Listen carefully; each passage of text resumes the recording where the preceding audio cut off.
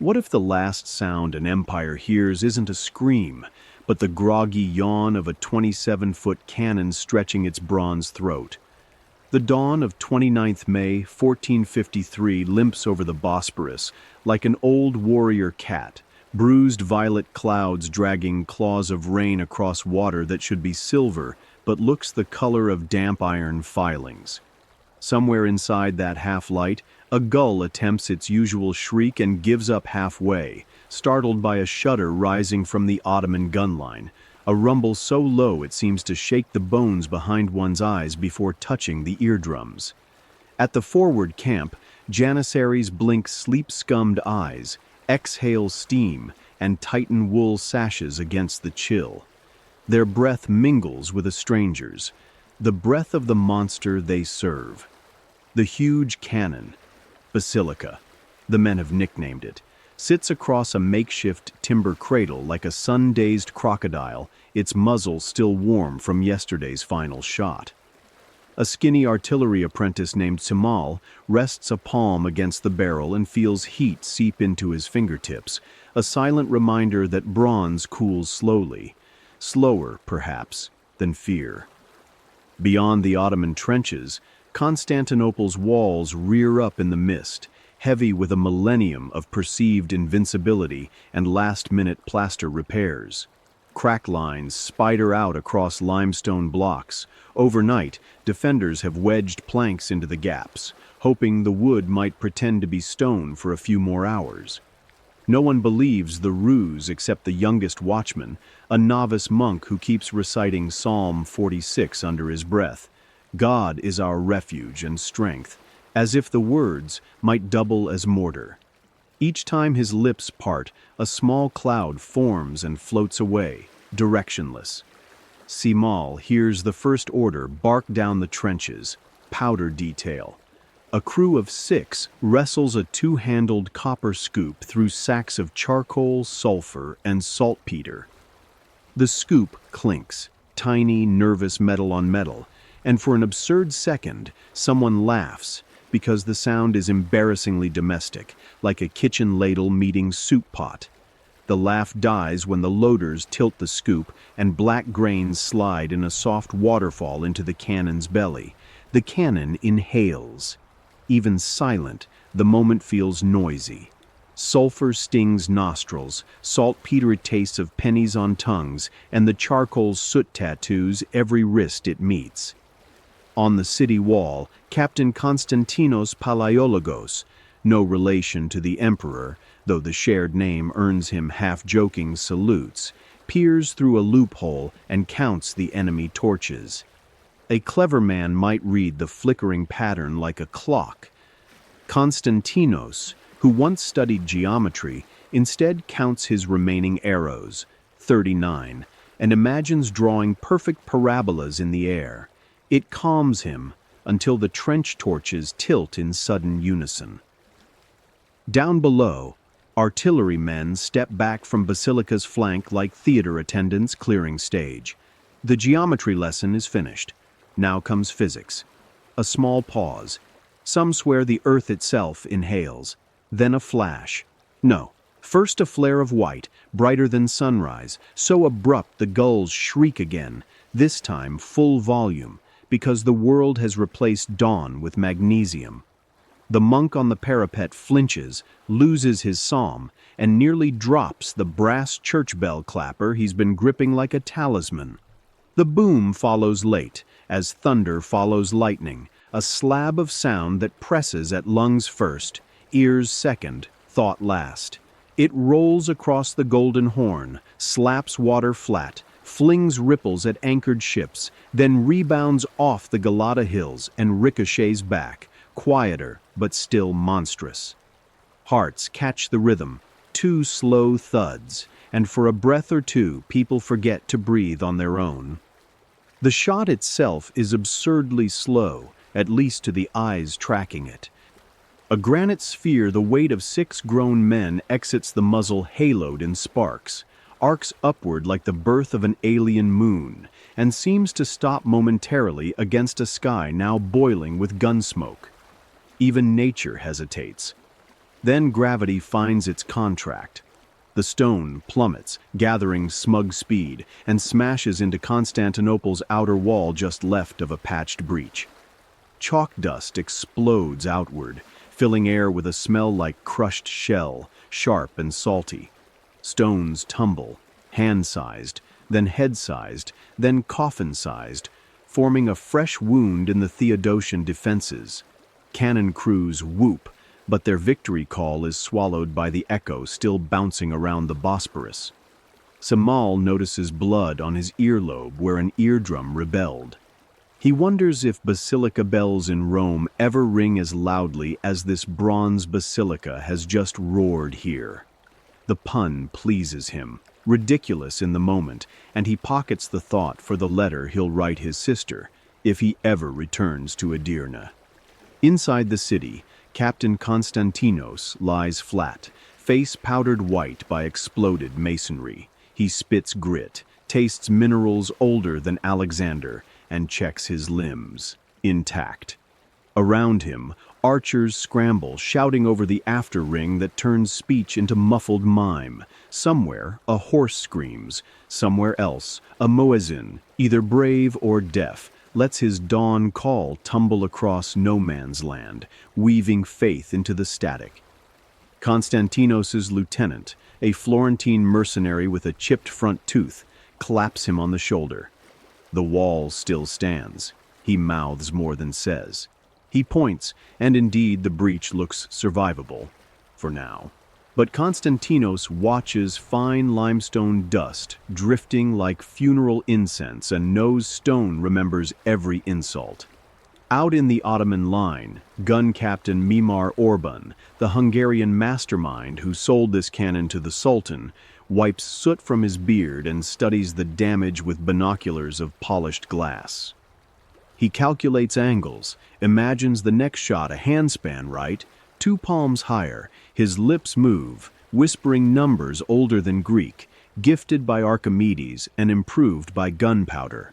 Around him, handlers hustle to swab the barrel, cool it with vinegar-soaked rags, load fresh powder, heft another granite egg. The process feels ritualistic, half sacrament, half butcher's prep, yet efficient enough to be terrifying. The sun, finally clearing the Asian hills, splashes gold across everything. The cannon's bronze, the city's cross-topped spires, the sea's restless scalp. Daylight detracts nothing from dread. It only shows the cracks in sharper profile. Somewhere in that brightness, the last emperor, Constantine XI, steps onto a balcony and pretends bravery for anyone looking his way.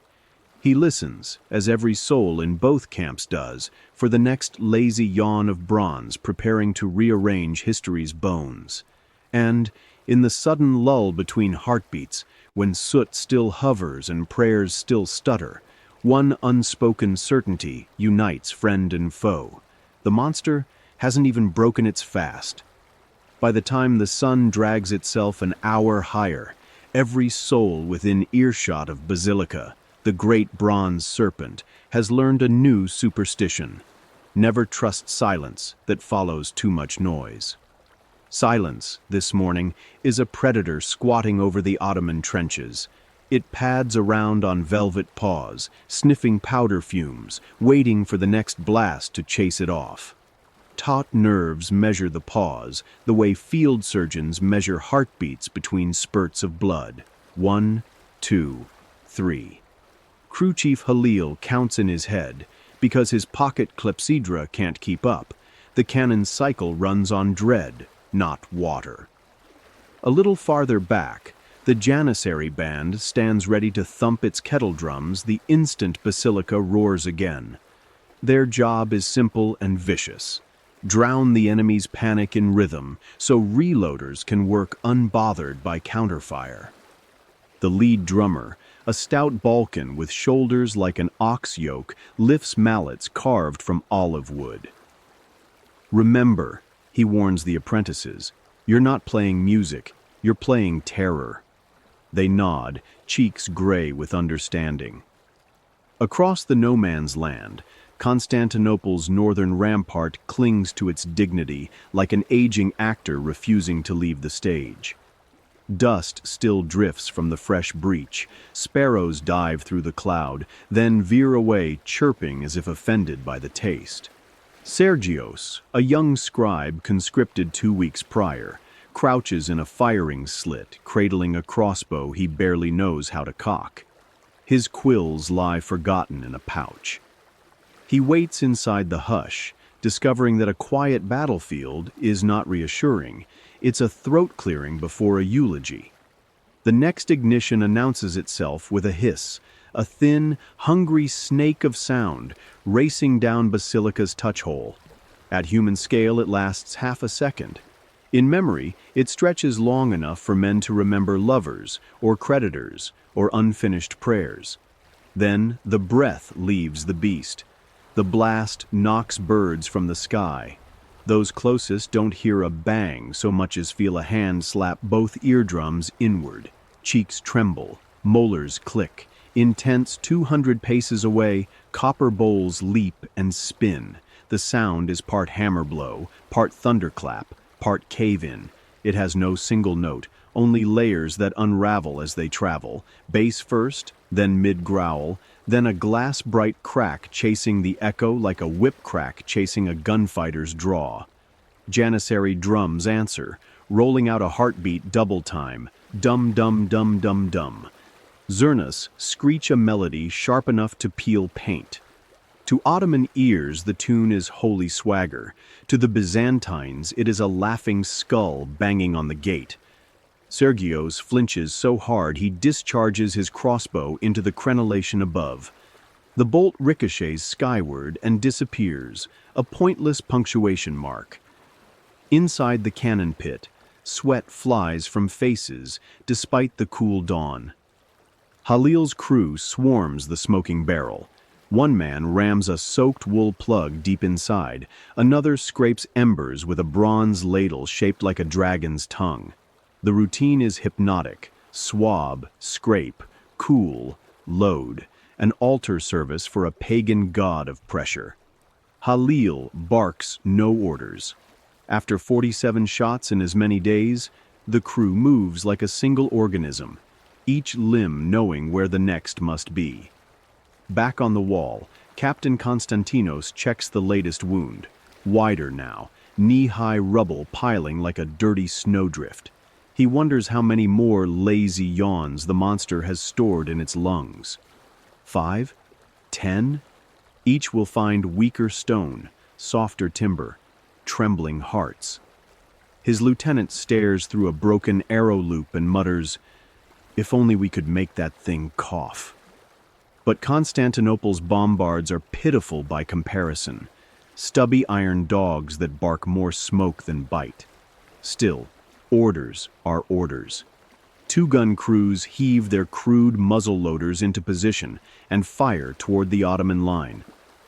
The reply is embarrassing. Little puffs followed by thuds that bury cannonballs in soft dirt a dozen paces short of Basilica. Ottoman laborers will dig them out later, melt them down, and feed the monster its enemy's own iron. Recycle, reuse, conquer. Between volleys, noise behaves like weather. Gusts, lulls, strange sudden hushes. In one such lull, Sergios notices a new frequency cutting through the tinnitus. A dry, metallic hum vibrating the wall under his boots. It doesn't come from the cannon or drums, but from the very stones groaning as internal fractures widen. He presses an ear to the masonry. It feels like listening to a bee trapped in amber. "The wall is singing," he whispers, half delighted, half terrified. An older guardsman spits. "It's not singing, boy. It's telling you where it's going to break next." Below, Halil's crew loads a fresh granite boulder. This one bears red chalk scribbles, an impromptu love poem scrawled by a bored sapper. No one reads it before the shot. Words are expendable cargo in the age of gunpowder. The fuse man steps back, lifts a hand. Every conscious being nearby inhales. Flame kisses powder. The beast coughs. Another soundquake hurls itself across the strait. Shockwaves punch St. Mary of Blackernay's stained glass windows, shattering blue angels into jewel-bright shrapnel. Women praying inside hit the floor, palms over heads, lips moving so fast, syllables crash into each other. Above them, frescoes of serene martyrs tilt and crack, paint flaking like sunburned skin. Out on the rampart, Sergios watches the new boulder carve an almost leisurely curve through morning air. It seems to hang there forever, a bruise-colored moon, before gravity remembers its job. Impact this time is lower, carving away the wall's footings. A whole Merlin slumps outward like a drunk losing balance, drags two soldiers with it, and slams the moat with a splash hidden beneath dust. For a heartbeat, silence triumphs again, an after-impact hush, obscene in its gentleness. Before survivors roar instructions no one can understand over the ringing in their skulls. Konstantinos drags Sergios back from the edge. "Ears?" he shouts. Sergios nods, though crimson trickles from one. "Good. Listen harder." The captain isn't joking. He wants his men to hear the next warning. A fuse fizz, a drum roll, a stone's whistle, before it becomes fatal. On this wall, hearing is armor as vital as oak shields ever were, yet each detonation steals a little more of that armor. Tinnitus grows, consonants blur. Soon, Halil's crew will be pummeling a city of half-deaf defenders unable to coordinate, unable even to share last words without leaning nose to nose. By midday, the war will pivot on damaged ears. Halil doesn't ponder such ironies. He wipes grit from his eyelids and sees only the job. Feed the monster, coax its thunder, grind an empire down decibel by decibel. As his men prep the next shot, he runs a hand along Basilica's flank. The bronze thrums under his palm, alive, impatient, hungry for another breath of fire. And somewhere deep inside Constantinople, ancient bells crack while newer hearts follow suit, because everyone now understands the truth hidden in every lull. The worst part of fighting a cannon is not the blast.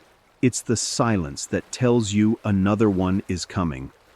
Hollywood likes to paint gunpowder smoke as poetry, silver ribbons backlit by sunset, wafting across heroic cheekbones while violins soar. But here, on 29th May 1453, the real stuff doesn't pose for soft focus lenses. It slaps throats, gums, and sinuses with the blunt sincerity of a spoiled egg left too long in the sun. Mid-morning haze now swirls over both camps, thick enough to turn torch flames into dull orange smudges. Each detonation from Basilica and its smaller siblings pumps a fresh lungful of soot and sulfur into the windless basin between walls and trenches. The result is a drifting bruise of gray-yellow vapor that sticks to hair and makes beards taste like fireplace ash. Simal, the lanky Ottoman loader whose ears still bleed politely, has stopped trying to wipe his face. Every swipe leaves a darker streak. He licks cracked lips, instantly regrets it, and spits black saliva onto the churned mud. The taste reminds him of over-roasted coffee gone rancid but sharper, as though someone has dissolved iron filings in the brew. He mutters a soldier's curse at whichever later-century poet first compared gunpowder's tang to the perfume of glory. A few yards away, Halil, the crew chief, kicks a damaged powder keg out of the trench. The cask splits, releasing a small cloud that drifts toward a cook fire. Everyone freezes until the sparks die, then exhales as one organism. Fear smells of wet wool, old onions, and potassium nitrate. Across the moat, Byzantine defenders aren't spared the atmosphere. Captain Konstantinos, still stationed near the widening breach, has wrapped a linen scarf around mouth and nose. The cloth should be white. Now it's the color of parchment tea-stained by nervous hands. Each inhale leaves him coughing out phrases that sound like the start of sermons and end in gritty rattles. His lieutenant offers a swallow from a wineskin. The liquid burns pleasantly, chasing dust down the throat, but the aftertaste remains: charcoal, sulfur, a hint of coppery blood.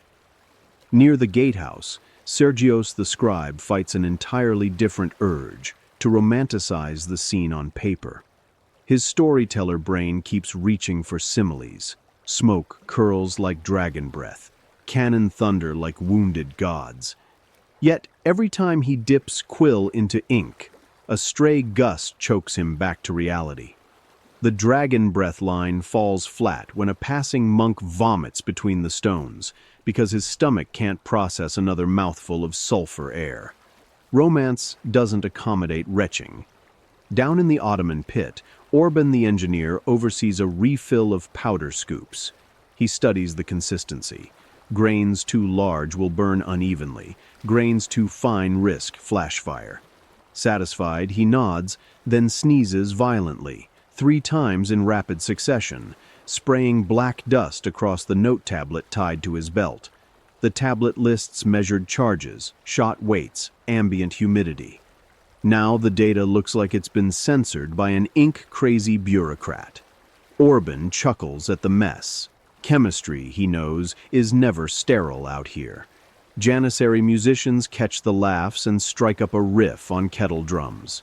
Nothing like the grand scores future composers will attach to battlefield montages. This tune is more frantic, almost comic, an urgent clatter to keep loaders in tempo. Yet every downbeat kicks fresh smoke off the drumheads, little gray clouds exploding like percussion grenades. Along the parapet, an elderly nun named Agatha presses a damp rag over a severed arrow loop to act as an impromptu filter. She remembers incense in Hagia Sophia on feast days, sweet, dry, transcendent. Today's smell is its evil twin, the same stinging bite in the nose, but seasoned with panic and rot. She prays aloud for the winds to shift, then pauses. If the smoke drifts back toward the Ottomans, doesn't that simply poison different lungs? She whispers an apology to no one in particular. Guilt, it turns out, also tastes metallic. By noon, the sun has burned a hole in the haze, revealing a sky that looks almost too blue next to the gray carnage below. The contrast fools new arrivals, fresh troops, replacement engineers, into thinking the air might be clearer higher up. They climb ladders, pop heads above the crenellations, and gag immediately. It's worse in the open, where the plume thickens and heat bakes the scent deeper into flesh. An alchemist in the Byzantine quarter, one of those odd scholars who boil everything down to humors, collects scrapings from window ledges. He finds the soot layered with bits of potassium, sulfur crystals, even microscopic bronze filings. He scribbles margins: air turned solid, city breathing shrapnel. Later, historians will misinterpret the note as metaphor. It is not. The human body, confronted with this chemical cocktail, rebels in small, humiliating ways. Eyes tear until the world swims, throats tighten, handwriting degenerates to shaky scrawls, voices drop an octave from coughing fits, court chroniclers trying to record the siege resort to stuffing parchment into mouths to dam the saliva long enough to speak clearly. The tactic works, briefly, then the paper soaks through and someone chokes. Another chronicler adds a new line to their log. Mouth full of history, spitting it out faster than I can ink it. Between cannon cycles, Halil's crew hoses down Basilica's barrel with vinegar water. The liquid steams on contact, releasing a sour note that briefly overpowers the sulfur. Chamal inhales greedily. It's almost refreshing, like the promise of pickled vegetables at home. The moment ends when vinegar droplets splash onto the hot carriage iron and vaporize, leaving only the old bitter smell. Constantinos, searching for a sliver of bright side, tells his men, "At least the smoke hides us from their archers."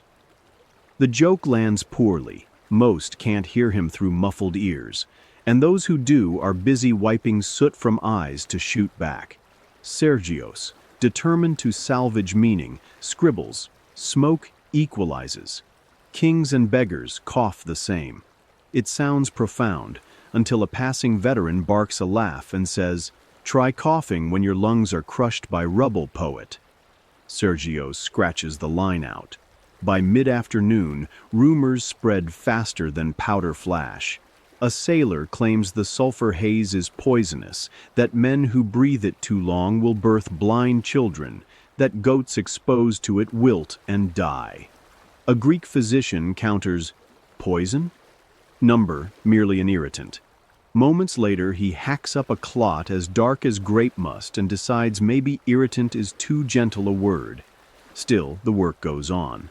Powder kegs roll along wooden tracks, linstocks hiss, granite eggs line up like breakfast for titans, and every time the fuse spits flame, the giant bronze throat yawns. History convulses, and the smell thickens, an invisible blanket pressing down on every inhale. Romantics yet unborn will write of the sweet smoke of victory. Let them. Here now, the odor is neither sweet nor symbolic. It is physical, a swarm of tiny razors raking nasal passages, a damp cloth shoved down throats, a taste so stubborn it follows men into dreams.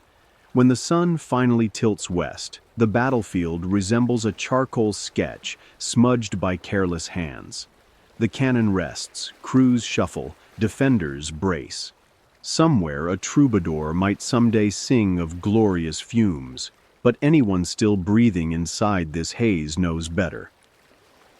In the siege of Constantinople, gunpowder's perfume is just another weapon, invisible yet intimate, flirting with lungs until they stiffen like mortared stone. And as long as Basilica keeps breathing fire, the city will keep coughing out its centuries, one acrid exhale at a time.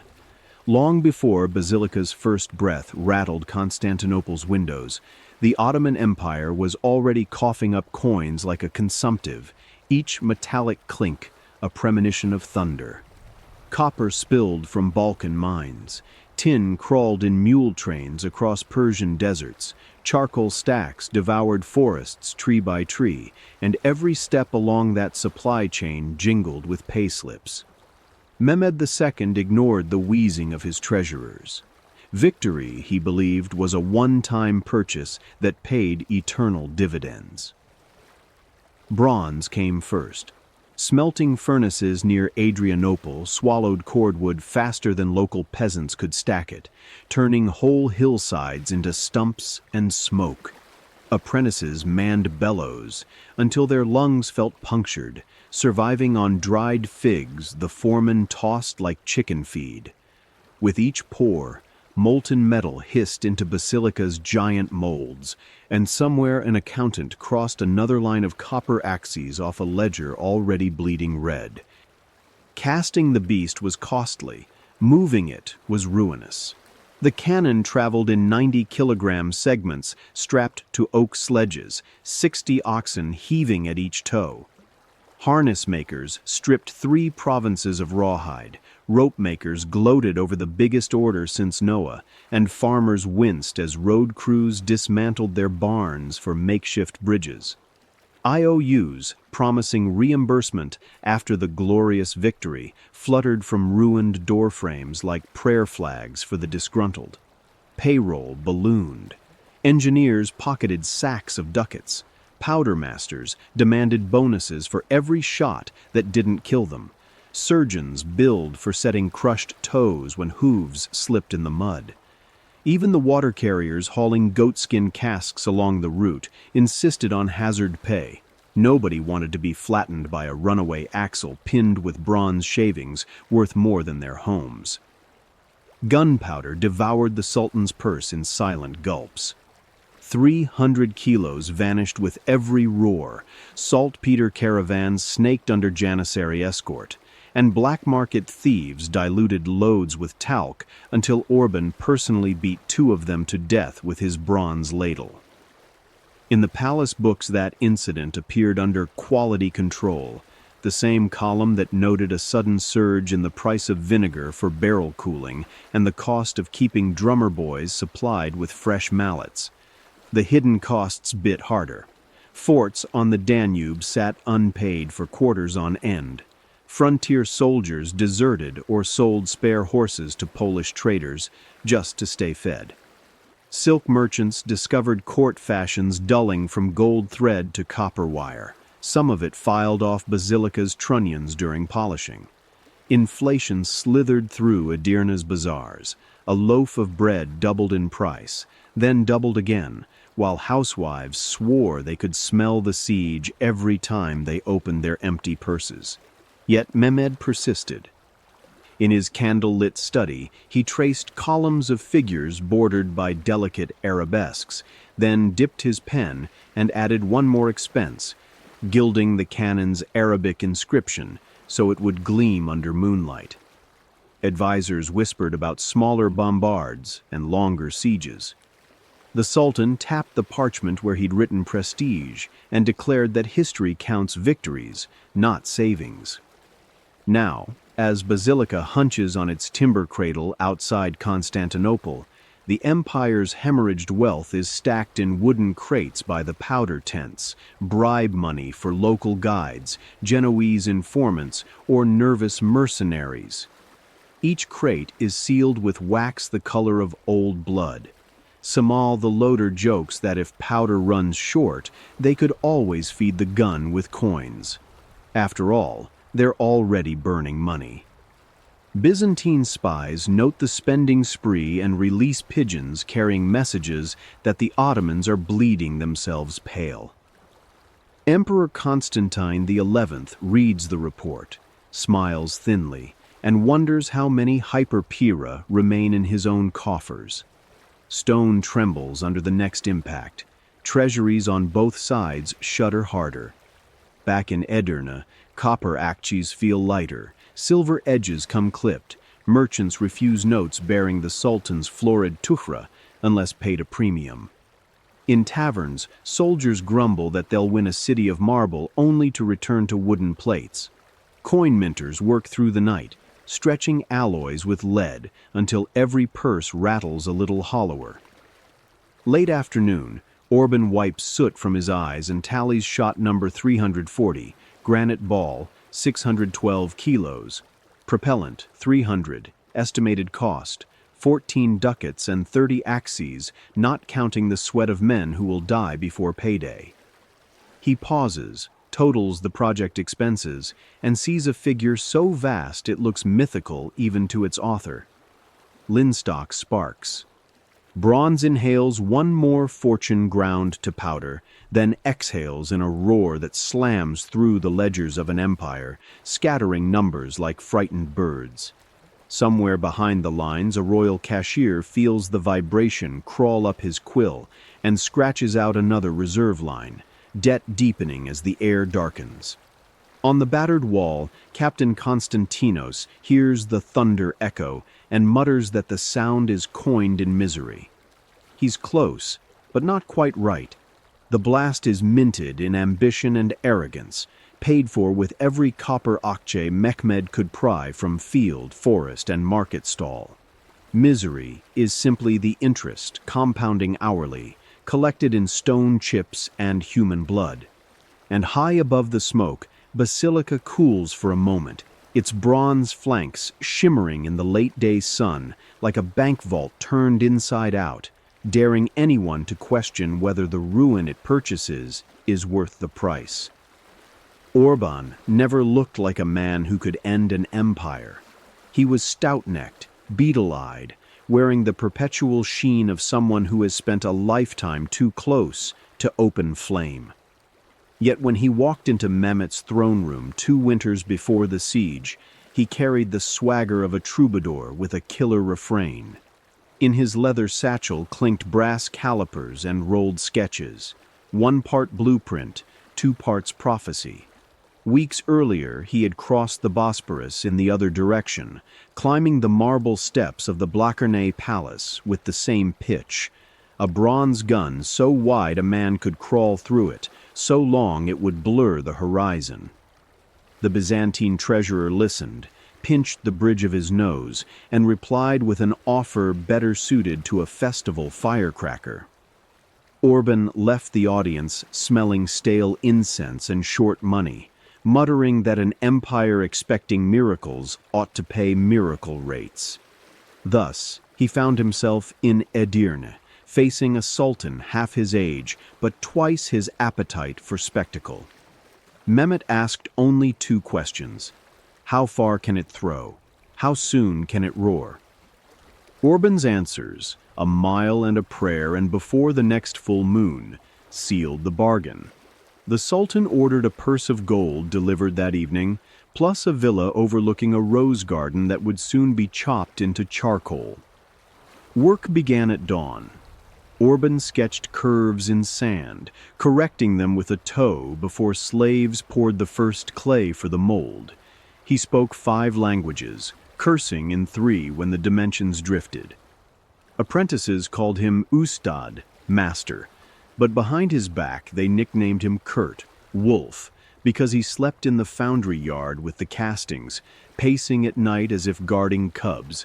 Sparks carved constellations into his tunic, burn scars multiplied like tally marks. While molten bronze cooled, he gambled evenings with janissaries, wagering on everything from dice throws to how many vultures might circle the battlefield once the wall cracked. He always bet the high number, pocketed small fortunes, then lost half of it buying honey cakes for the foundry boys. Generosity, he believed, greased gears faster than tallow. Courier pigeons carried updates to Mehmet, barrel length extended 2 cubits, trunnion lugs reinforced, bore polished with lamb's wool, soaked in olive oil. Each note ended the same: send more tin. Mines in Anatolia groaned, caravans trudged, coin purses deflated. When at last Basilica's segments lay aligned on timber skids, Orban stood back and almost laughed. The thing looked less like artillery and more like a myth someone dared to weld into being. Even motionless, it hummed. A low resonance the apprentices swore vibrated nails from crates. Disassembly for transport felt sacrilegious, like hacking a cathedral into wagon-sized pieces. Oxen bellowed under the load. One collapsed, skull splitting on limestone. Orban knelt, whispered an apology, and ordered the carcass, butchered for stew. Nothing could stall the timetable, not even death, especially not death. The caravan crawled south, roads gouged by winter rains.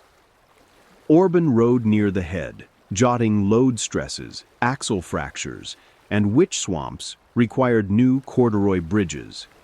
Some nights, he shared campfire wine with Halil, the future gun captain, arguing over fuse lengths until dawn threatened. Other nights, he dreamed of the imperial walls, how they would moan when struck, how history would tilt at the precise moment stone forgot its strength. Rumor outran him. In taverns from Gallipoli to Bursa, storytellers spoke of a Hungarian alchemist who could melt mountains and cast their bones into thunder. Some tales painted him a sorcerer, others a traitor to Christendom. Orban preserved every scrap of notoriety. Bad fame opens doors as quickly as good, yet never corrected a single exaggeration. The larger the legend, the larger the paycheck. Arrival at Constantinople transformed engineer into ringmaster. Mehmet toured the artillery park like a boy allowed to pick his own birthday present. Orban slapped the bronze flank, explaining cooling schedules, powder ratios, recoil trenches. The Sultan listened, eyes reflecting firelight, already spending future glory like a prodigal with endless inheritance. First test shot, late April. Charging scoop on the ramrod creaked. Granite boulder slid home with a drum roll scrape. Gunners stepped clear. Orban raised the linstock himself, arm trembling, not with fear, but fervor. Sparks kissed fuse. The cannon sighed, then bellowed. Recoil scooted the entire cradle half a pace despite iron spikes, and the stone sailed out of sight, flattening a hillside tree line no one would miss. Mehmet laughed so hard tears striped his cheeks. He clapped Orban on the back, promising more gold after the city fell. Orban's shoulder ached for days, bruised by royal enthusiasm.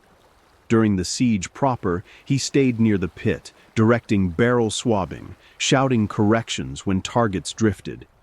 Each time Basilica roared, he watched the city wall shudder like a violin string, savoring the music of masonry under stress.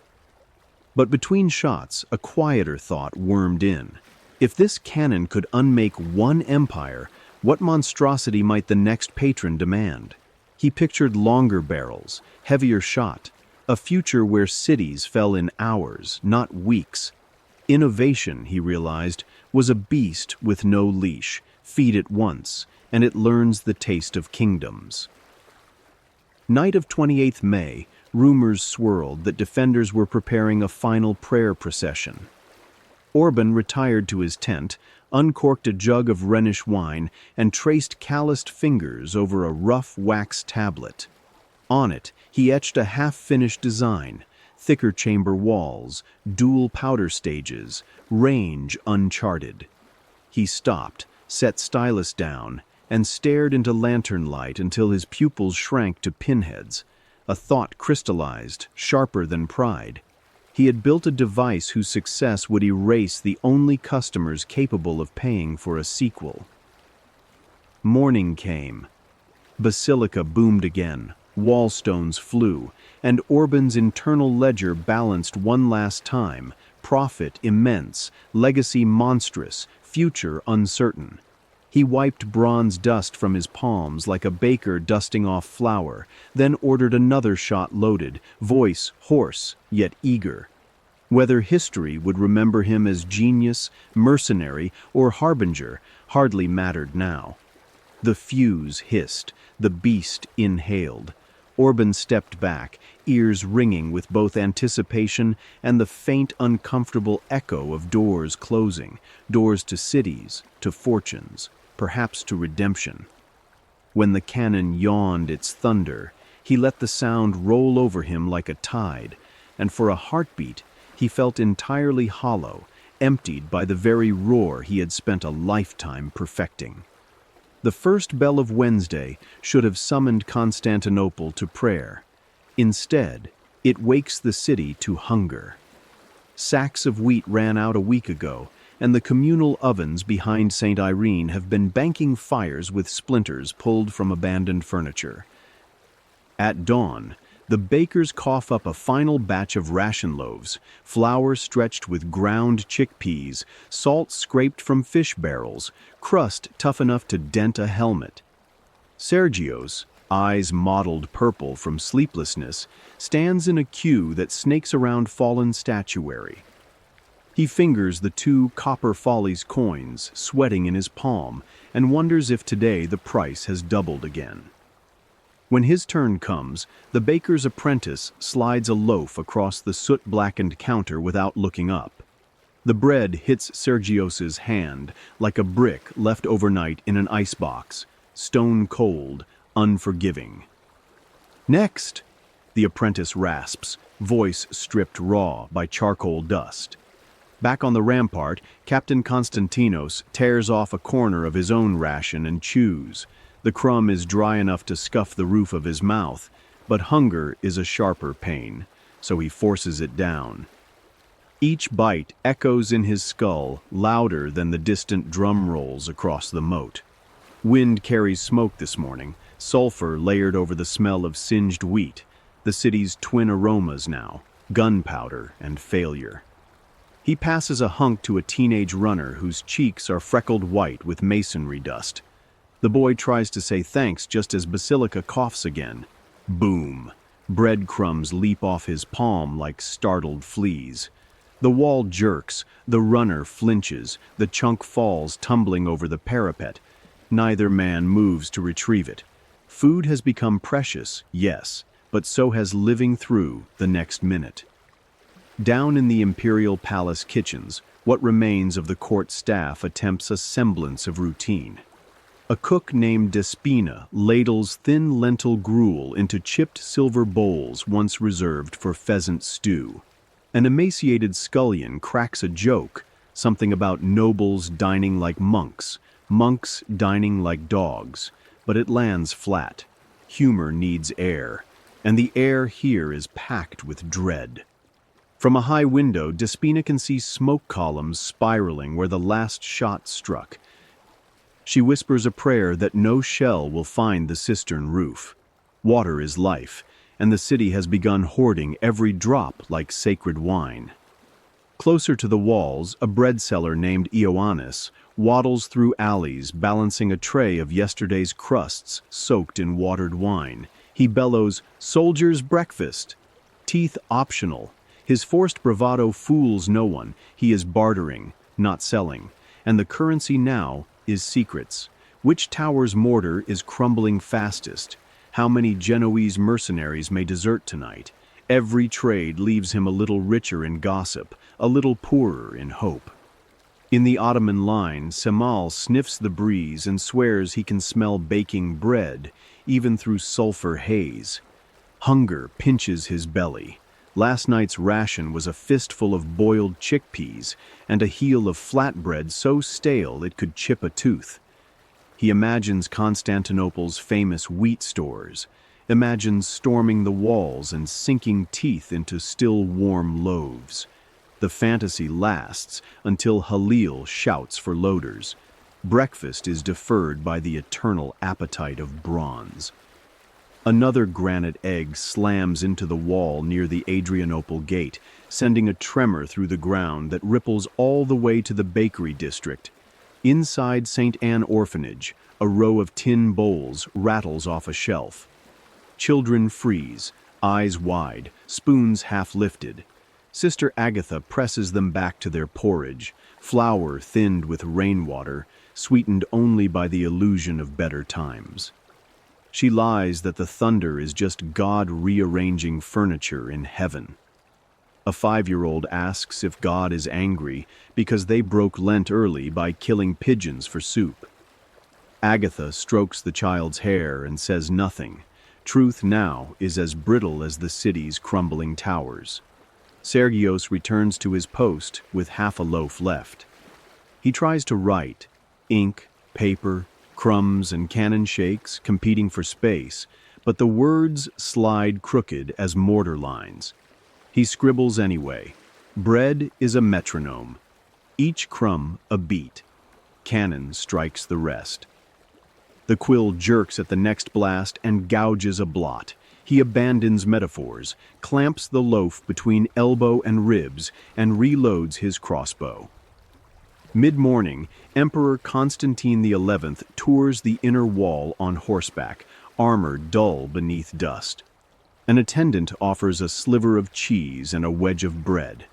The emperor breaks off a piece, hands the larger share to a wounded archer, whose bandaged shoulder seeps through linen.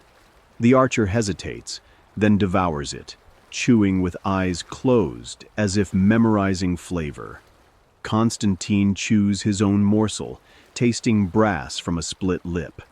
He wonders how many emperors before him ended their reign tasting iron and ash. Beyond the walls, Ottoman cauldrons simmer goat stew, thick with onions pilfered from Thracian farms. The aroma drifts across trenches and mingles with smoke, tormenting defenders, taunting them with the enemy's relative plenty. Soldiers on both sides swap insults about each other's rations, but the jokes fade. Stomachs answer louder. Near noon, a lull settles. Gun crews swabbing barrels, archers refletching arrows, scribes blowing grit off parchment. Into that fragile quiet floats a sound no one expects. A street musician, maybe drunk on fear, picking out a folk tune on a cracked lyra. The melody hops over rubble, threading alleys, curling up stone staircases. For a heartbeat, it feels like breakfast long ago. hot honey bread on feast day mornings, mothers clapping flour from their hands, city bells ringing because life simply was. The illusion shatters when Basilica roars again, louder than before, as if jealous of any rival song. Dust erupts from the bakery roofs, and the queue Sergios stood in an hour earlier scatters, loaves rolling underfoot. One cracks open to reveal nothing but hollow air. The center was cored to stretch supplies. Bread, like courage, is running out. Konstantinos shoves the last bite of his ration into his mouth, swallowing hard. Crumbs cling to stubble. He spits grit, shoulders his bow, and eyes the breach widening below. Breakfast is over. Terror has the table now, faces along the wall set like clay left too long in sun, parched, fissured, ready to break. But for one more hour, maybe two, these people will chew their stale bread and hold this broken line, because the alternative is to let hunger march in ahead of the enemy. And that, they agree without speaking, would taste worse than any powder-tainted crust. When the next boom comes, it vibrates the empty bread baskets stacked outside St. Irene. One flips onto its side, rolling in slow circles before settling still. The sight feels prophetic, all their daily cycles spinning out, wobbling, waiting for that final topple. Somewhere behind the smoke, morning slides into afternoon, but no one marks the hour with bells. The city's stomach growls louder than bronze, and each defender wonders, when the walls fall, will there be a crumb left to die with between their teeth? Stone was born to sit, to shoulder kingdoms and anchor cathedrals, not to sail like geese across a dawn-pink sky. Yet on the 29th day of May, in the 17th hour of the siege, one 600-kilo granite sphere discovers flight. It begins with the routine choreography. Loaders ram powder, swabbers mop embers, Halil jerks his thumb, and Simal thrusts the final boulder forward. This shot feels different only in weight. The crew swears it's heavier, though the ledger says otherwise. Orban chalks a tiny star on the muzzle, an inside joke about lucky numbers, then steps back, palms gritty with bronze dust. Fuse hisses. Basilica inhales. The detonation detonates twice, first inside lungs, air punched out, then inside ears, air clawing to get back in. The cannon's barrel kicks, carriage groans, timbers creak like an old galley catching wind. Somewhere in the soundquake, a stone decides to forget its ancestry. It erupts from the muzzle, shrouded in sparks, and for an impossible instant, the world divides into two certainties. Everything below the trajectory is yesterday, everything above is tomorrow. Time thins.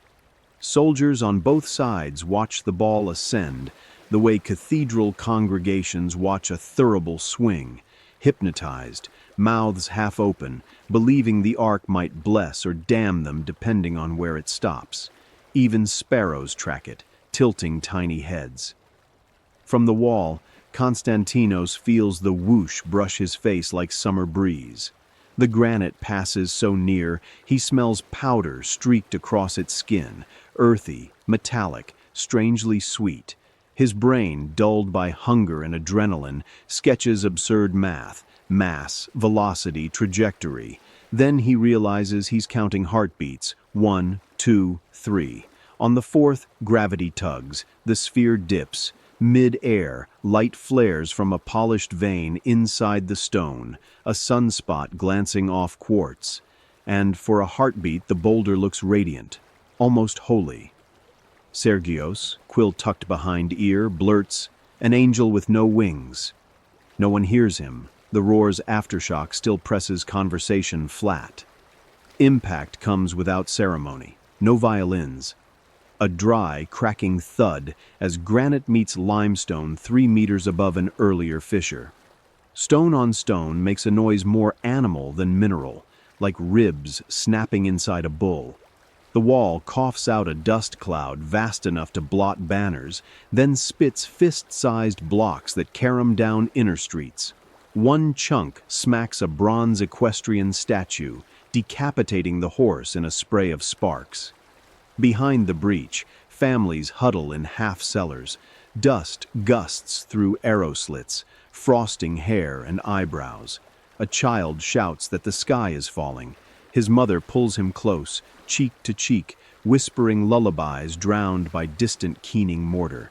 On the Ottoman ridge, janissaries roar approval, slamming spear butts against shields. The cheer surges forward, hits the smoke, and rebounds like surf. Cemal punches the air, then staggers. Blood dribbles from his nose, the price of standing too close to Basilica's throat. He wipes it away, grinning, half dazed by pride. The wall sags, not a collapse, not yet, but a weary bend, as if centuries of weight suddenly double.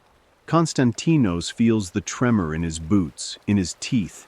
He orders reserve archers forward, though arrows against granite feel like sighs against storms. Still, men obey. Obedience is easier than imagining alternatives. Down at moat level, broken masonry lands with splashes, water foams, stones sink, bubbles pop carrying the smell of rot. Fish stunned by shockwave float belly up, silver coins spinning in muddy green. Orban pushes through smoke to inspect. He peers at the wall through an oiled glass scope, lips moving, angle, depth, fracture lines. Behind him, Halil's crew is already cleaning the barrel. Orban smiles a small, private smile. The breach now yawns wide enough for ladders. One more strike, maybe two, and the stones will remember they were once sand. Across the breach, a monk brandishes a cracked icon of St. George, hoarsely prophesying that dragons always fall. The defenders half believe him until another pebble rain hisses down, rattling helmets like hail. Faith wavers beneath real debris. Beneath the gun platform, oxen used for hauling spare powder snort and rattle chains. Animals know rhythms of ground better than men. They feel the tremor of bronze, sense approaching violence. One breaks its tether, scraping hooves against flint, foaming nostrils bright with flecks of straw. A handler clubs it back into line, time enough to be merciful later. Mid-sky clears for a heartbeat, blue dome, white gulls, drifting ash. Then Basilica howls again, preparing a second lesson in Stone's new vocation. Sergio's, notebook open, sketches curved arrows to show future readers how gravity can be conned with enough black powder. His charcoal smears, fingers shake. When Stone learned to fly, he writes, it unlearned mercy. Constantinos barks for carpenters, timber to shore the breach, but wood is scarce, dragged off days ago to patch other wounds. He pictures using furniture, church pews, anything. Ragged volunteers dash for planks, while archers loose a salvo meant to deter Ottoman sappers. The arrows vanish into smoke like matchsticks tossed down a well. On the horizon, the sun edges lower, orange and swollen, torching dust into molten stripes. Shadows lunge across rubble, stretching casualties into grotesque silhouettes. A fallen janissary beyond the moat resembles a crucifix. A toppled Byzantine nearby mirrors him, two bodies prostrate in opposing faiths, sharing the same dust pillow. Beneath Basilica's cradle, Halil feels vibrations settle. She's hungry still, he mutters. Cemal nods, hefting the next granite egg. In his mind, the wall is already open, the city's streets laid bare, ovens full of warm bread waiting. He does not think of children under collapsed roofs, of icons ground to sand. Ambition simplifies appetite. Evening breeze rises, smoke coils lift, revealing the latest wound, a fanged gash through which sunset bleeds gold onto shattered stone. From a distance it looks almost beautiful, ruin painted in cathedral light. Closer, it reeks of lime dust and the iron stink of men crushed into mortar. Stone's new career as projectile is only hours old, yet already it has become legend. Whispers dart along the wall that the rocks themselves have turned Ottoman, that God has abandoned masonry for flesh. Others mutter darker. Perhaps the earth is tired of holding up empires. Night will confirm or refute nothing. But for now, as the wall exhales chalk-white breath, and Basilica exhales gun-black smoke, both sides understand a simple algebra. Every flying stone subtracts pieces of a millennia-old city, and addition, reinforcements, faith, timber, can't keep pace. When darkness finally drapes the sky, watchfires stutter to life, and the breach flickers in their glow like the mouth of a cave where myths are forged. Somewhere a last gull wheels, crying against shadows, unsure where to roost in a world where stones fly and walls forget how to stand. Imagine, just for a moment, you're not flesh but mortar. Lime, sand, and crushed seashells brewed in a cauldron centuries ago, spread wet between sun-warmed blocks, then left to harden beneath psalms and pigeon droppings. Your first memories are hush-soft, monks humming over scaffold boards, apprentices patting you smooth, the shy kiss of ivy roots politely asking permission to climb. You dry, stiffen, settle. Years stack. Empires argue. You hold your tongue and keep your grip. Now the cannon arrives, and suddenly you are asked to perform the impossible exercise of survival. Basilica's next breath rumbles across the moat, and your joints feel it before your surface hears it, a subsonic growl that vibrates every grain in your body. The wall around you, once a fortress, now feels like an aging ribcage bracing for a punch. You have no muscles, no voice, only tension. Still, you brace. The boulder hits 2 merlins away. Impact travels through limestone in a shuddering wave. Fractures unzip like dry skin under frost. Mortar that once bragged it could outlast dynasties now discovers hairline tremors racing through its bones. You tell yourself to stay cohesive, compression, adhesion, cohesion, the alchemist's promise, but the promise sounds thin when stone screams beside you. Outside, Captain Constantinos doesn't see chemistry's panic. He hears only masonry moaning like a wounded ox. He orders a bucket chain, quicklime slurry and broken tiles, pour and tamp, anything to plug the new spiderweb crack before sunset arrows in. Runners fetch sandbags half filled with earth. The bags slap against your surface, their weight more insult than help. You feel the grit trickle into fissures, itching like dirt in a scraped knee. Inside the walkway, Sergios the scribe is assigned an absurd duty. Stand barefoot, eyes closed, palms on the wall, and report every vibration so engineers can map internal damage. He balks. He's a clerk, not a seismograph, but desperation outranks dignity. He presses against you. Through calloused soles, he senses your trembling heartbeat, steady as a church bell struck out of time. Each pulse lodges somewhere behind his sternum. He whispers, "Don't break, old friend," as if flattery might reinforce calcium carbonate. On the Ottoman side, Orban charts angles for the next shot, quill-scratching parchment. He's become fluent in the dialect of collapse, the way mortar pops like dry beans, the way dust geysers betray hollowed cores. He mutters that the wall's willpower is down to single digits. Halil's loaders grin, heft another granite moon, and feed the beast. Fuse flash. Another boom. Pressure spikes. Air rams you like a battering ram made of thunder. Mortar near your crown flakes. A pebble tumbles past Sergios's ear. He flinches, picturing his own skull splitting easier than you have so far. He wants to step back, but he's embedded, mortar to flesh, flesh to duty. Far below, powder smoke eddies against the breach, carrying a carnival of smells. Sulfur, vinegar, goat stew, sweat kneaded with despair. The haze wriggles through cracks and coats your inner pores in a sour film. For the first time since your wet lime infancy, you taste acid instead of sea salt. One level down, carpenters wedge oak beams into broken courses, trying to create ribs for a decrepit beast. Oak groans, wedges squeal. You feel the timber press cold and stubborn, but wood is a stranger. Its fibers flex where you freeze. Together, you form an awkward alliance, nature's mismatched bricks glued by urgency. Night edges in, indigo bleeding up the sky. Torches flare along the parapet, and flamelight reveals your injuries.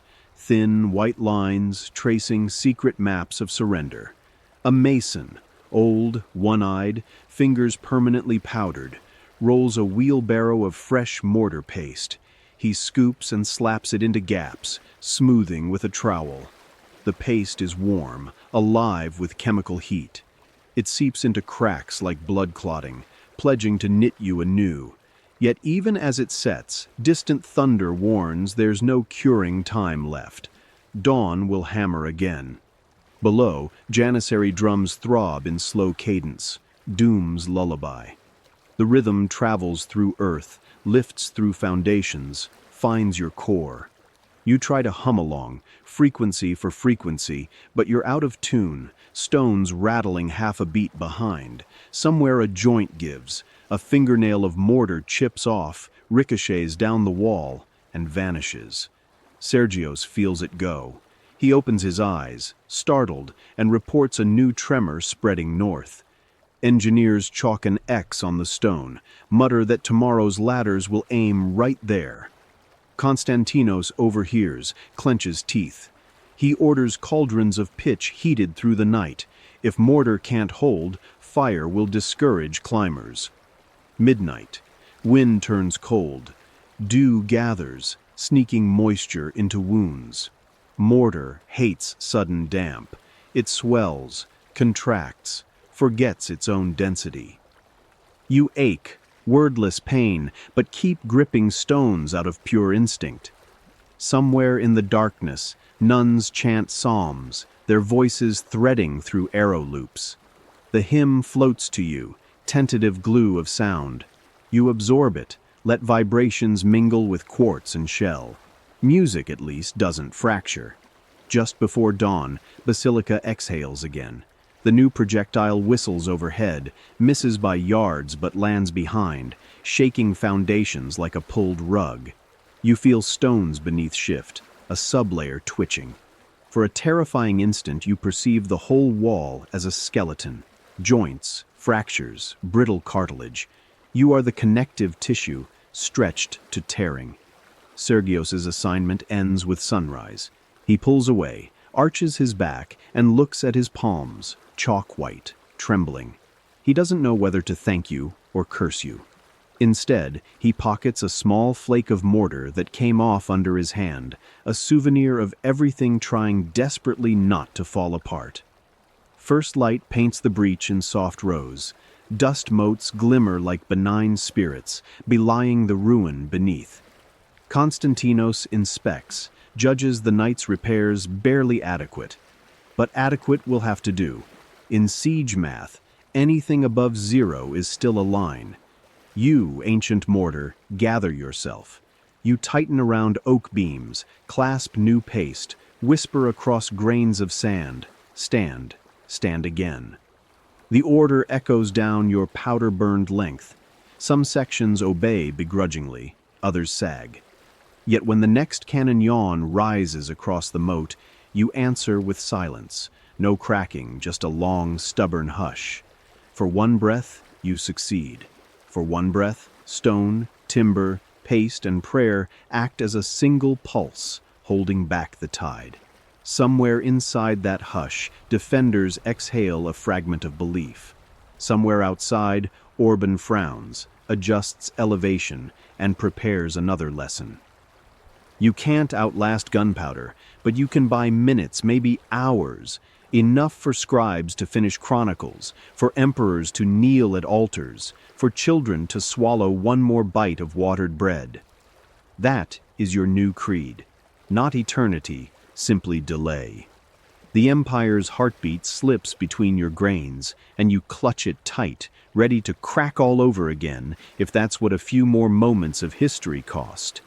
Because being mortar now means becoming the pause between booms, the taut breath before collapse, the fragile, invisible exercise of staying whole while the world insists on falling apart. Damp gray light seeps into the Ottoman gun park and finds the powder tents already breathing like lungs. Canvas walls bulge, slacken, bulge again with every gust of sulfur-sweet air released from cracked barrels. Inside, Seamal works the dawn shift, the least glamorous post in a story that loves glamour. And today his title is Memorock, the powder wet nurse. He begins by unknotting the big goatskin sacks. Charcoal first, ground fine as midnight snow. It clings to fingertips, paints his nail beds the color of funeral ink. Next comes sulfur, crystalline and jaundiced, reeking faintly of spoiled eggs no matter how many times the alchemists promise this batch is purer. Last, saltpeter. Pale, delicate shards that crunch like brittle sugar between boot soles. 3 ingredients, 1 music. Combine them wrong and the cannon coughs instead of roars. Combine them almost right and it doesn't cough at all. It simply bursts, feeding crewmen to the wind. Across a low trestle table lies the feeding trough, a bronze scoop wide as a helmet, its inner lip scored with careful notches, Orban's own calibrations, marking charges from polite knock to palace-shaking slap. Seamal wipes it with sheep wool so no stray ember pretends to be a spark. Then the ritual starts. 1 dash charcoal. He fills the scoop to the first groove, tapping twice so the powder settles without compacting. The tent lantern glows through the dust cloud, haloing him in gray nebula. Each breath scratches the throat, an unavoidable tithe. 2. Sulfur. A thin veil sprinkled atop, like bitter yellow snow on a winter grave. The smell burns memories into sinuses. He will recognize it decades from now in any marketplace and feel his stomach tense, even if no cannon sits nearby. 3. Saltpeter. The glinting crystals slide down last, hungry for moisture in the air. They hiss on contact with stray dew, tiny complaints that remind everyone this mixture is jealous of water and requires bone-dry devotion. He rocks the scoop, left, then right, letting gravity perform what forks and spoons would only bruise. Some crews stir with feathered paddles, but Chamal trusts the slow lullaby motion, an orphan rocking the cradle of a monster. Outside, Halil paces. He counts seconds until the mix is ready, because Basilica's throat cools quickly and heat is edge. Every wasted moment bleeds muzzle velocity. Still, he doesn't rush the wet nurse. Haste births widows. Seamal finishes the 9th sway, nods, and tips the blended powder into a copper pitcher. He corks it, ties a red tassel round the neck, signal for primary charge, and hands it off to a runner who sprints the 50 paces to the gun pit as if ferrying a bowl of fire. The runner returns for more. Seamal repeats, measuring half charges for priming, quarter charges for touch hole topping, a pinch for the linstock test that will confirm the powder's mood. By the 6th scoop his forearms ache, but rhythm is everything. Break rhythm and the blend stratifies. Sulfur pockets bloom, charcoal clumps, misfire seeds itself. Wind changes, flipping tent flaps inward. A lick of sun pierces, igniting a sparkle in the powder mound. Seamal freezes. One sparkle can mean a hidden ember. He lowers his face until he hears the powder's breath. Silent, settled. Only then does he exhale. Slow, controlled, lest a startled puff scatter doom. Just uphill, Orban oversees barrel swabbing. Vinegar and snowmelt sluiced through lambskin wads. Each hiss of steam is a lullaby to the gun's raw throat. He glances at the tent, sees the procession of red-tasseled pitchers, and feels a paternal tug. Basilica may be his genius, but without the wet nurse it is merely a starving child. Halil whistles, a crow's caw, prearranged signal. Charge ready. Samal lifts the final scoop, an extra priming draft scented with finely shaved willow charcoal for eager ignition. His hands tremble, not from fear, but from memory of yesterday's accident in another battery. A careless loader, sweat dripping, touch-hole spark halfway down the bore, 8 men turned into red vapor. Samal steadies himself, empties the scoop, and whispers a prayer that the mixture has no ghosts today. Runner gone. The tent quiets. Empty sacks slump like deflated lungs. Stray crystals glitter on the plank floor. Samal sweeps them into a clay jar, nothing wasted. Powder is silver now. Merchants back in Edirne whisper that saltpeter futures outprice silk. He corks the jar, chalks the date, feels charcoal grit under his nails. Nurse's duty's done, but he lingers, ear tuned for the verdict. A minute passes. The ground thumps, deep and confident. Basilica's contented burp. Not an explosion, not a cough. Samal smiles a small, private smile. Somewhere across the moat, stone screams and walls learn new cracks. But here, in the powder tent, the chemistry sings in perfect tune. He wipes soot on a rag already black, steps into dawn, and inhales cold air rinsed only briefly of sulfur. Another batch waits. Charcoal, sulfur, saltpeter, the infant's eternal diet. Somewhere down the line, history will remember kings and captains, glory and ruin. It will forget the wet nurse who fed the thunder one careful scoop at a time. Samal is fine with that. He re-enters the tent, loosens the cord on a fresh sack, and the ritual begins again. Cradle the darkness, rock it gently, teach it to scream. Across the Bosporus, dawn peels open like bruised fruit, and every gun crew feels the peel in their nerves. Basilica has already sung twice this morning, both clean shots, both new wounds in the wall, so superstition whispers that a third can't possibly go so smoothly. Cannon fatigue, frayed fuses, damp powder, any hiccup might swap triumph for cataclysm in the blink of a spark. Halil smells the omen before he sees it, a whiff of rotten eggs heavier than usual, mixed with the metallic tang of bronze overheated. "Swab again," he orders. The crew obeys, driving a vinegar-soaked wad down the barrel, but the rammer catches on something rough, metal scoring wool. Samal leans in, squints down the bore, and spots a thin, crusted ring of powder residue left from yesterday's hurried reload. A bad omen made tangible. They scrape, swab, scrape again. Each pause adds seconds to the reload cycle, and fans worry. Behind them, Janissary drummers hover mallets over goatskin, waiting for the signal to pound. No music until thunder. No thunder until everything is perfect. The silence stretches tight as bowstring. At the powder tent, the new wet nurse on shift, Nail, a recruit so green he still calls saltpeter white sand, fills a priming horn while watching smoke curl off the fuse pot. Anxiety makes his hands sweat, and sweat is gunpowder's mortal enemy. He wipes palms on his tunic, but charcoal stains transfer, dark as guilt. Halil inspects the bore a final time, decides it's good enough, though the phrase tastes sour.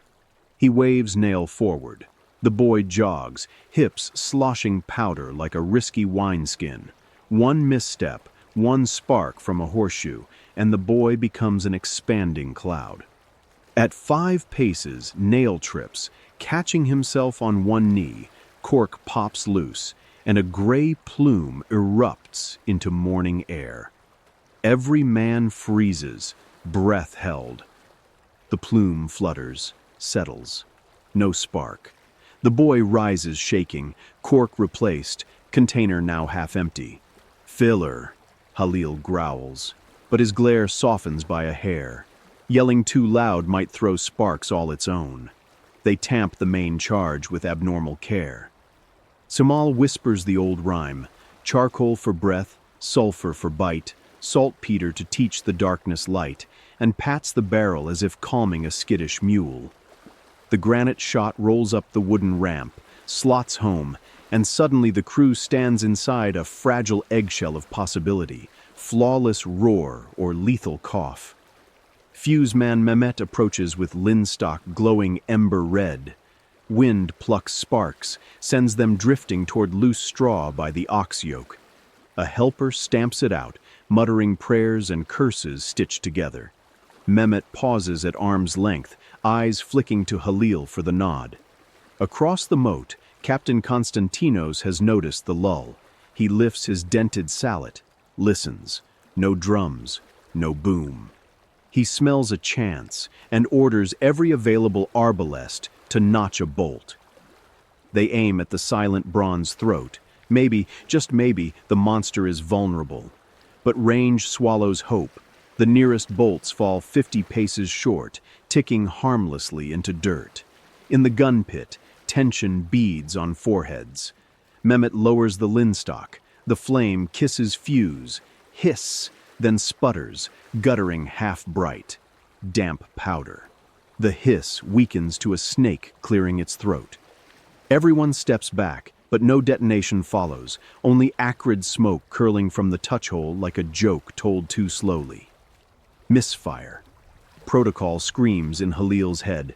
Wait 2 minutes. Douse touch hole. Withdraw charge. 2 minutes can feel longer than the siege. He counts aloud, one janissary heartbeat after another, while his men stand statue still, afraid even to blink. Inside the barrel, ember tongues crawl unpredictable paths through the half-soaked priming powder. Some die, others smolder deeper, hunting the main charge. If they connect, the cannon will fire without aim, as likely to burst its own belly as to launch the shot. At 60 seconds, Simal's nerve cracks. He moves, half-step, then stops when bronze pops, tiny metallic ping like a kettle lid. Everyone flinches. Somewhere behind, a drummer lets his mallet slip, twin thuds in dirt. Mehmet squeezes his eyes shut, recites the Shahada under breath. 90 seconds. Halil gestures, damp rag, slow. Another loader edges forward, body low, extending a pole tipped with wet wool toward the touch hole. Time slows to individual heartbeats. The pole nears, 5 inches, 4, when a spark jets from the vent and bites the rag. A flash, a puff, then silence again. The loader stumbles back, swearing in languages older than empire. 2 full minutes tick. Halil signals retreat. They'll flood the bore, sacrifice powder and shot. Expensive, humiliating, safe. As the crew drags water buckets, a lone voice cracks the quiet. Orban, arriving breathless from his fieldwork, shouting, "Hold!" He demands a quick bore probe first. Maybe the ember died, maybe the charge still sleeps dry. Mehmed's treasury bleeds enough already, he argues. Risk weighs against cost on sweat-stained scales. The crew hesitates, caught between Orban's authority and their own survival instinct. Simal volunteers. He has no children, no dowry saved, less to lose. He jokes without smiling. They hand him the slender bronze rod. He inches forward, slides it down the touch hole. 10 centimeters, 20. Tip meets powder crust. He twists, feeling for heat. Nothing. Another twist. A dull red glow flares deep inside. Back! Halil bellows, too late. The buried ember has found its quarry. Sound disappears, sucked into a white core of light. Simal's last image is a universe contracting to a pinpoint ember blossoming in darkness. Then the night flower blooms. Boom, wrong direction. The breech plug, not the muzzle, takes the blast. Bronze tears like parchment, shards scythe the crew. Chemal vanishes in a storm of molten shrapnel and vaporized saltpeter. Halil feels the shockwave lift him, fling him into the parapet of sandbags. Air ignites in his lungs, scatters thought. From Constantinople's wall, the misfire looks like a demon lantern. Brief flare, no outgoing shot, followed by billows of greasy black smoke. Sergios, quill poised, writes one startled line, the dragon choked on its own fire. Konstantinos mutters, "God gives us seconds, we take them." He signals catapults, flaming pots lobbed toward the chaos. One lands near the ruptured gun, splashing pitch on fallen timbers. Fire eats splinters, powder kegs, sweat sparks, panic doubles. Orban scrambles to douse flames with spare hides, shouting for medics, for water, for another cannon crew to angle covering fire. His masterpiece lies wounded, breech split, barrel scored. Salvageable? Perhaps. Replaceable? Never. But first, he counts bodies. 4 down, 2 missing pieces, 1 screaming under bronze debris. Halil, conscious but bleeding from both ears, drags himself upright, stunned eyes fixed on a single question. How many more times can luck be stitched back into flesh? For the city, the misfire buys minutes of breathing space. For the crew, it costs bloodlines. Seamal's name will fade. Records seldom honor the wet nurse or the loader, but fragments of him now pepper the gun pit, iron filings of human life salted into churned earth. Evening settles, painting smoke plumes lavender. Ottoman engineers swarm the wounded monster, discussing welds, hoops, prayer. In Constantinople, church bells dare a fragile peal, 1, maybe 2 notes, before fear snuffs them quiet again. Everyone knows Basilica will bellow soon enough, patched or not. But tonight, both empires crouch at the edge of what one spark can do. Erase a man, a melody, an hour of history, or perhaps, if fortune aligns, an entire idea of invincibility. Halil presses cloth to his bleeding ear and tastes ash on his tongue. Somewhere under twisted bronze, Seamal's scoop lies intact, notched and blackened. The powder wet nurse has delivered his last measure. The lesson remains, carved in cratered earth. Even monsters can bite their own throats, and the roar that ends a wall might, with one stray ember, end the hand that feeds it first. Night recedes, and an ugly gray haze clings to Constantinople like damp wool. With every new dawn, the city looks a little less imperial and a little more like a hoarder's attic. Alleys clogged with splintered wagon wheels, busted amphorae, and mounds of rotting straw that once lined cavalry stables.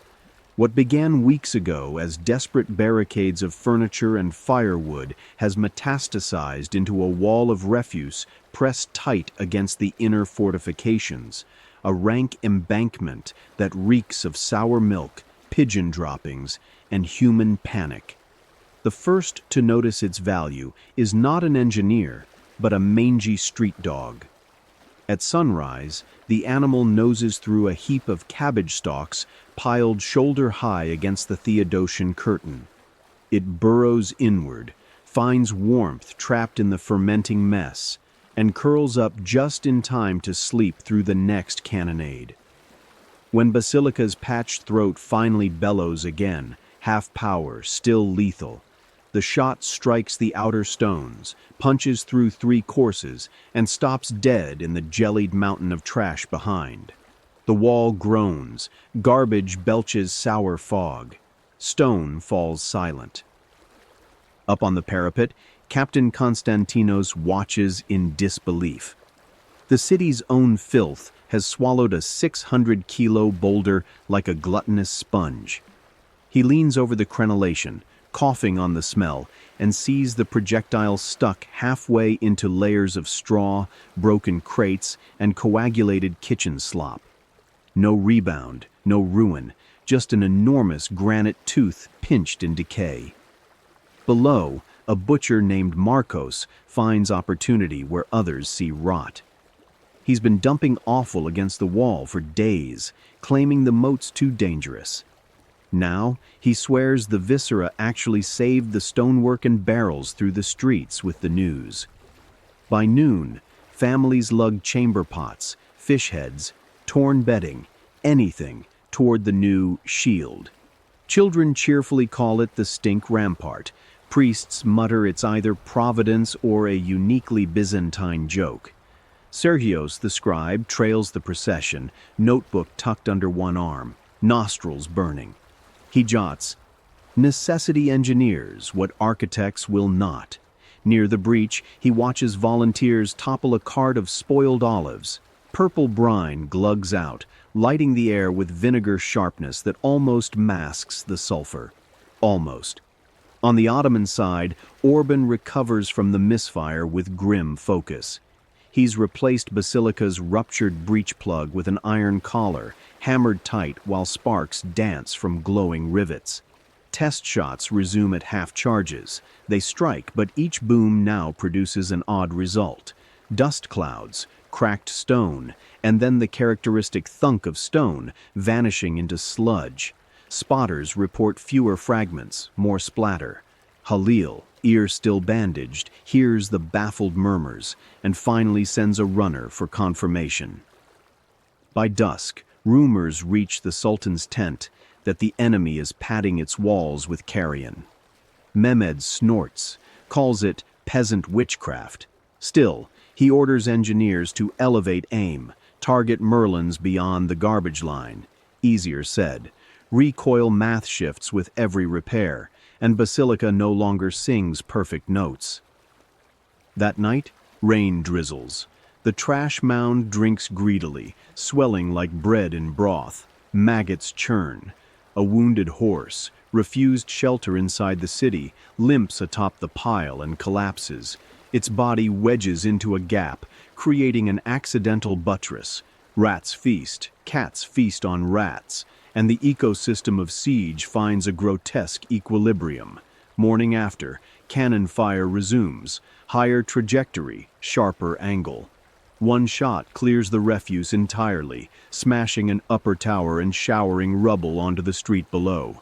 Cheers rise from Ottoman trenches, but the next stone dips low, strikes the garbage face, and embeds again, muffled. The wall behind sighs but stands.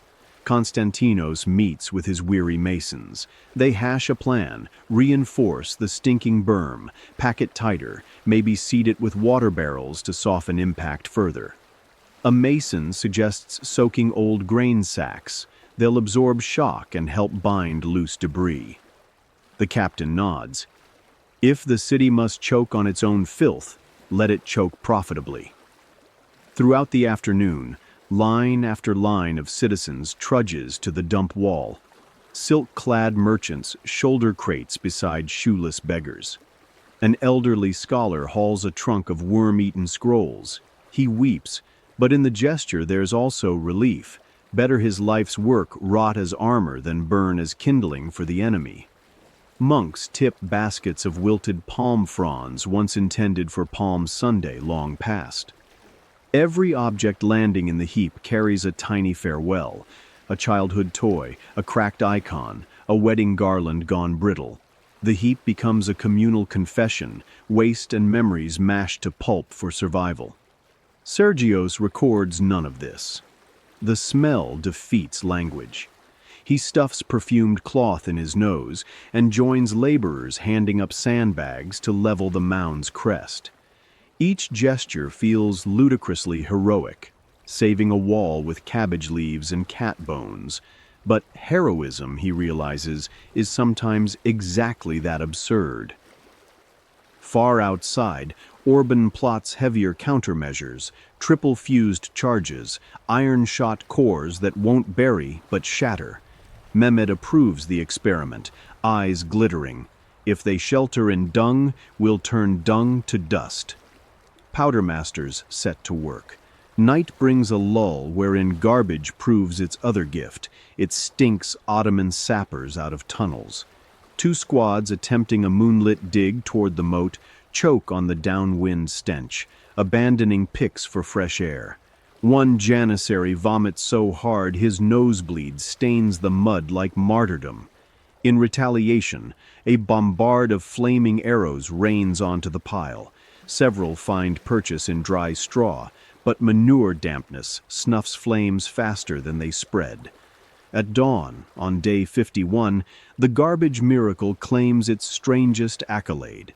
Rats desert the city's granaries for the sweeter banquets by the wall, leaving precious crumbs untouched for human mouths.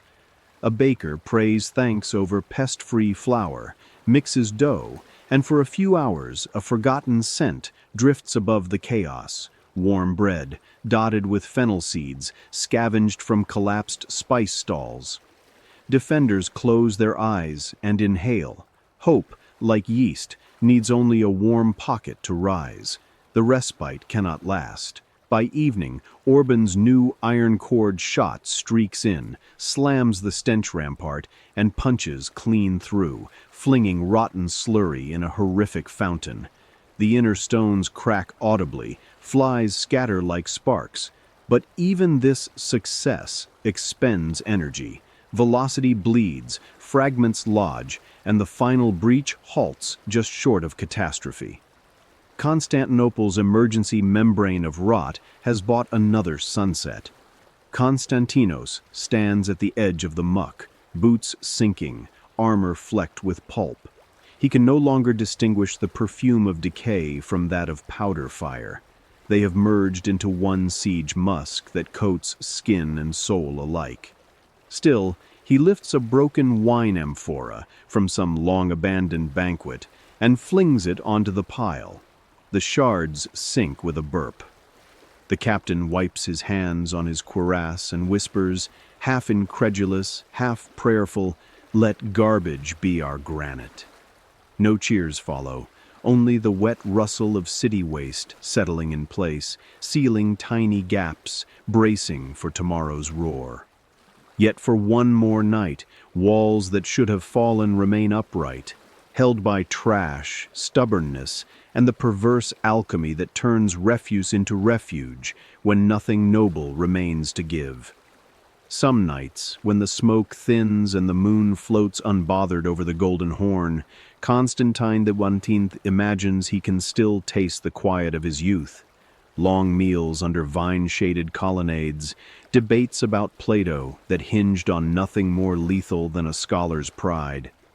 Those evenings feel impossible now, flickering echoes swallowed by cannon thunder.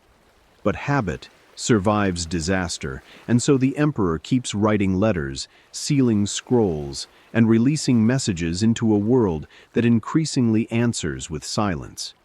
His study, once perfumed with beeswax and myrrh, reeks of tallow and wet parchment. A single lamp paints the walls the color of old bruises. He dictates to two scribes at once, quills scraping in tandem. To the most Christian kings of France and Aragon, your brother in Christ implores... Scratch, pause, correct. The emperor leans back, rubs his eyes. How many times has he begged? Dozens? Hundreds? Each plea a little less formal, a little more frantic, dropping titles like ballast from a sinking ship. Outside, Basilica bellows, the floor trembles, dust drifts from the timber ceiling, settling into unfinished ink. Without lifting his gaze, Constantine shakes his sleeve and lets a scatter of grit mar the next line. He does not bother to brush it away. By now, every letter he sends carries powder residue, authentic siege ambiance for any monarch sniffing for proof. A runner bursts in, armor clinking. "Sire, Venetian Captain Corso demands reply. He wants triple pay for his galleys, or he sails at dawn." Constantine inhales through cracked lips. "Tell him I'll quadruple it if he stays till Pentecost." "But we haven't." "Write the promise," the emperor interrupts. "Coins conjure themselves when faith endures." Even he hears the hollowness, but hopes the captain won't. The runner bows and exits. Constantine turns to his scribes. Next scroll, to the Doge of Genoa. He dictates in fluent Italian spiced with flattery. Genoa's coffers may yet pry open if stroked just right. Praise the Republic's sturdy fleets, lament the Ottomans' throttling trade, hint at exclusive harbor rights once the siege lifts. It's influencer marketing, 1453 edition. The emperor casts himself as both noble cause and irresistible investment. While wax seals cool, he paces. Each step leaves a faint footprint of marble dust. His boots are cracked, polished last week with ash because oil is gone. He pauses at a small window slit. The city below flickers with cook fires, every hearth doubling as forge, loom, prayer spot. He can almost hear the low buzz of a million whispered negotiations. Families swapping dried figs for arrowheads, women trading wedding veils for sacks of millet. Influence, like gold, is where you spend it. He returns to the desk, unfurls a fresh sheet, this one to Pope Nicholas V. The emperor's Latin is stately, almost musical, and he deploys it like a troubadour. Holy Father, the new Rome's candles gutter. Lend your breath that they not go dark. He signs with a flourish, then adds a postscript, a relic splinter from the true cross offered as collateral. Does the splinter exist? Perhaps. Somewhere in Hagia Sophia's treasury. He'll barter blood of saints if it buys one more ship. Sergios the scribe, lips blue with fatigue, sand sprinkles the wet ink.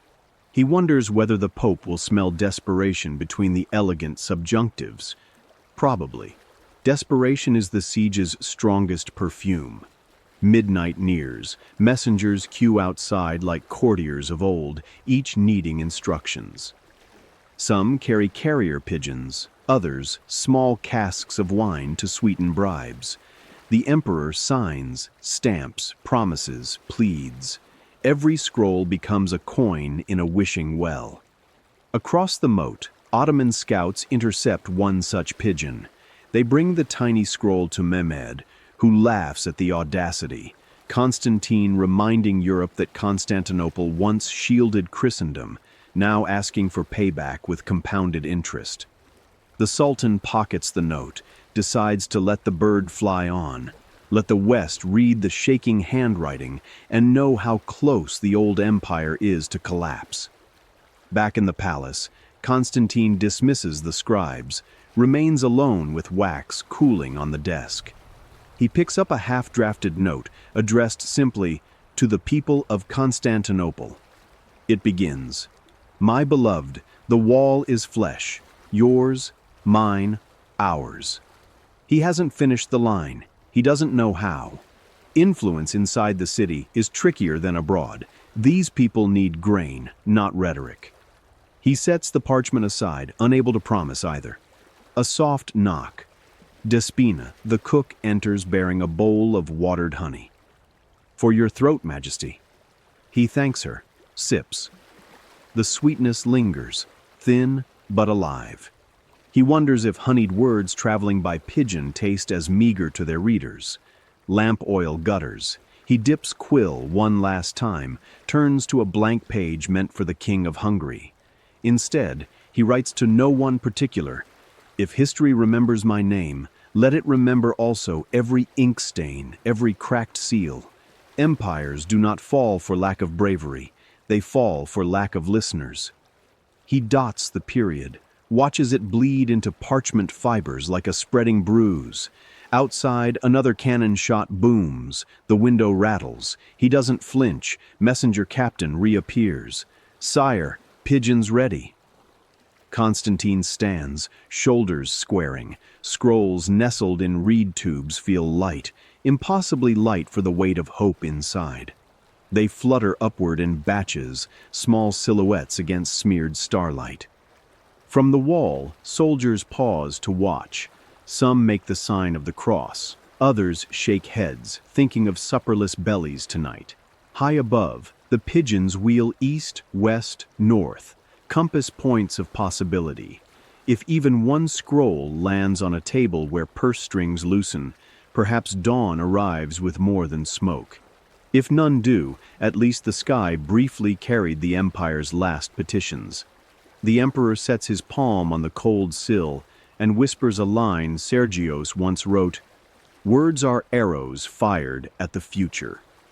May enough of them find targets before the wall finally fails. Behind him, the lamp sputters out. He lets darkness fill the study, knowing the next cannon flash will light the room soon enough, and until then, the silence will listen, even if Christendom will not. Long before any trumpet call or watchtower shout, the first warning slips through Constantinople on the wind, a scent so faint it passes for a trick of nerves until it sharpens, settles, and pricks every nostril at once. Charcoal sweet at the edges, acrid at the core, it carries nothing of rot or smokehouse comfort. It is simply burning powder in bulk, and veterans know it the way sailors know a storm's metallic taste in the air. The earliest to react are the street dogs. Nose tips flare, ears flatten, and packs skitter down alleys that hours ago they ruled like petty kings. Their sudden exodus jolts the sleepless merchants still haggling for lamp oil beneath cracked arcades. One lamplighter pauses mid-reach, sniffing.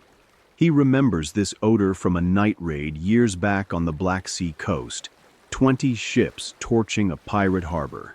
He lowers his torch, mutters "run," and bolts, forgetting to snuff the flame. On the northern wall walk, Captain Constantinos feels it too. Powder haze rides the breeze in syrupy waves, sticky as unfiltered honey. His squad of archers stiffens. One lad, new, 15, asks if fires have broken out inside the city. An older sergeant shakes his head. "That's outside powder," he says, voice dry as sawdust. "It means they're about to push." Across the moat, Halil's repaired basilica gulps a fresh three-quarter charge. Swabbing teams sprinkle extra powder on the rammers for quick ignition, more than they need, but Halil wants intimidation as much as impact. Unburned grains scatter, crackle under boots, and smoke wafts up before the fuse is even lit, drifting over the trenches like a prophet clearing its throat. Janissary bands catch the cue. Drums and zurnas rip into a hunting rhythm, but the music can't outrun the smell. It seeps ahead, pours over ramparts, curls into cistern vents. In the bakery district, women kneading dough freeze mid-press. Fresh yeast can't mask the invading reek. Loaves will rise with gunpowder aftertaste if they rise at all. One baker hurls his fermenting starter into the gutter, cursing that the city itself now tastes of war. Sergios hustles toward the breach to deliver Constantine's newest orders. Halfway there, the stench blindsides him, shoving memories of childhood incense aside. He coughs, eyes watering, and realizes letters on his parchment have begun to smear, ink reacting to the sulfur in the air. He wipes his sleeve across the script, smudging imperial commands into blurred hieroglyphs. If he delays, orders will become illegible ghosts. By the harbor chain, Genoese mercenaries laying wagers on wall cracks sniff the wind like gamblers reading a dealer's tell. Giacomo, who once served as powder rat in Crete, grins and pockets his dice. "Odds have changed," he says. "That's breach breath. Big push tonight." Wagers shift from wall longevity to survival odds. The smell recalibrates every bet. Downstall, Sister Agatha shepherds orphans toward an interior chapel. Two boys drag their feet, claiming they can't smell anything. Agatha softens, battle shock and dull senses, and hands them lemon peels to sniff, an old apothecary trick to keep nausea at bay. The boys inhale citrus, thankful, but the lemons taste faint, eclipsed by the creeping sweetness of powder. Near dusk, Constantine himself mounts the parapet to gauge morale. The odor greets him like a pre-written epitaph. He rubs his beard. notices gray ash streaking his fingertips, though no ash has yet fallen. Turning to his bodyguard, he murmurs, "Tell the men this smell isn't fear, it's only science." The guard nods, but the explanation rings thin. Science does not tighten throats or set teeth on edge quite like this perfume of imminent thunder. Back in the Ottoman pit, Orban surveys the barrel one last time. Powder fumes billow around him, and for a flash he imagines he's standing inside the cannon, lungs packed with the same mixture about to become flame. He shivers, steps away, barks for elevation. The crew hauls on ropes, wheels groan, bronze tilts skyward. Each metallic squeal pumps more burnt charcoal odor into the air. Minutes later, the first shot rips the dusk. The wall answers with a bass drum thud as stone meets garbage shield, spraying refuse in a stinking wave. Shocked defenders gag, not at the impact, but because the smell doubles, powder mixing with burst compost into a brew that shouts, move, or suffocate. Men stumble, retch, scramble for fresher air that doesn't exist. The second shot comes lower, shears merlins, sends limestone shards over the walkway like caltrops. Powder smoke rolls through the breach alley, thick as stage curtains, lit ghost pink by sunset. Sergios finally reaches Constantinos, delivers smeared orders, tries to speak but only coughs. The captain claps his back. "Breathe through your sleeve," he instructs, yet his own sleeve reeks worse. As night clamps down, torches flare and multiply the haze, each flame pulling drafts through cracks in stone. The smell infiltrates everything. Wineskins, monk robes, baby wool blankets sewn into makeshift bandages. A blacksmith discovers his forge fire burns green now, saltpeter lingering on tools. Somewhere beneath the wall, a sapper crew hears the roar and retreats, convinced the fumes alone will ignite their lamp oil. They leave tunnels half-finished, picks abandoned. Powder scent has become a weapon no engineer designed, eroding nerve more subtly than stone. After the fourth barrage, rain dribbles, light, useless against the cannon, but heavy enough to pin the smell to earth, make it crawl along streets like fog. Mothers press damp cloths over children's faces. Veterans tie vinegar-soaked rags around mouths. Constantinos orders barrels of water stationed at every tower so soldiers can douse scarves and lungs alike. Yet even diluted, the smell persists, a sweet, rotten whisper insinuating, "Run, run, run." A few do, deserters slipping through postern gates, risking Ottoman arrows for a mouthful of unstained air. Most stay, because the wall remains and the empire's heartbeat echoes in powder-scented darkness. Near midnight, wind finally shifts seaward. A cool draft pushes haze back across the moat, and defenders suck greedy breaths as if surfacing from underwater. Relief tastes like damp stone and iron, but not like victory. They know the odor will return with first light. On a watch platform, Sergios notes the wind change, writes one line clear through the charcoal smudge. "We breathe on borrowed breeze." He pockets the parchment, unsure whom he'll show it to if sunrise smells of defeat again. Across the trench, Halil wipes powder crust from his cheek, smiling despite exhaustion. "They're smelling shadows now," he tells Orban. The engineer grunts agreement, but his eyes linger on Basilica's patched breach, remembering yesterday's misfire.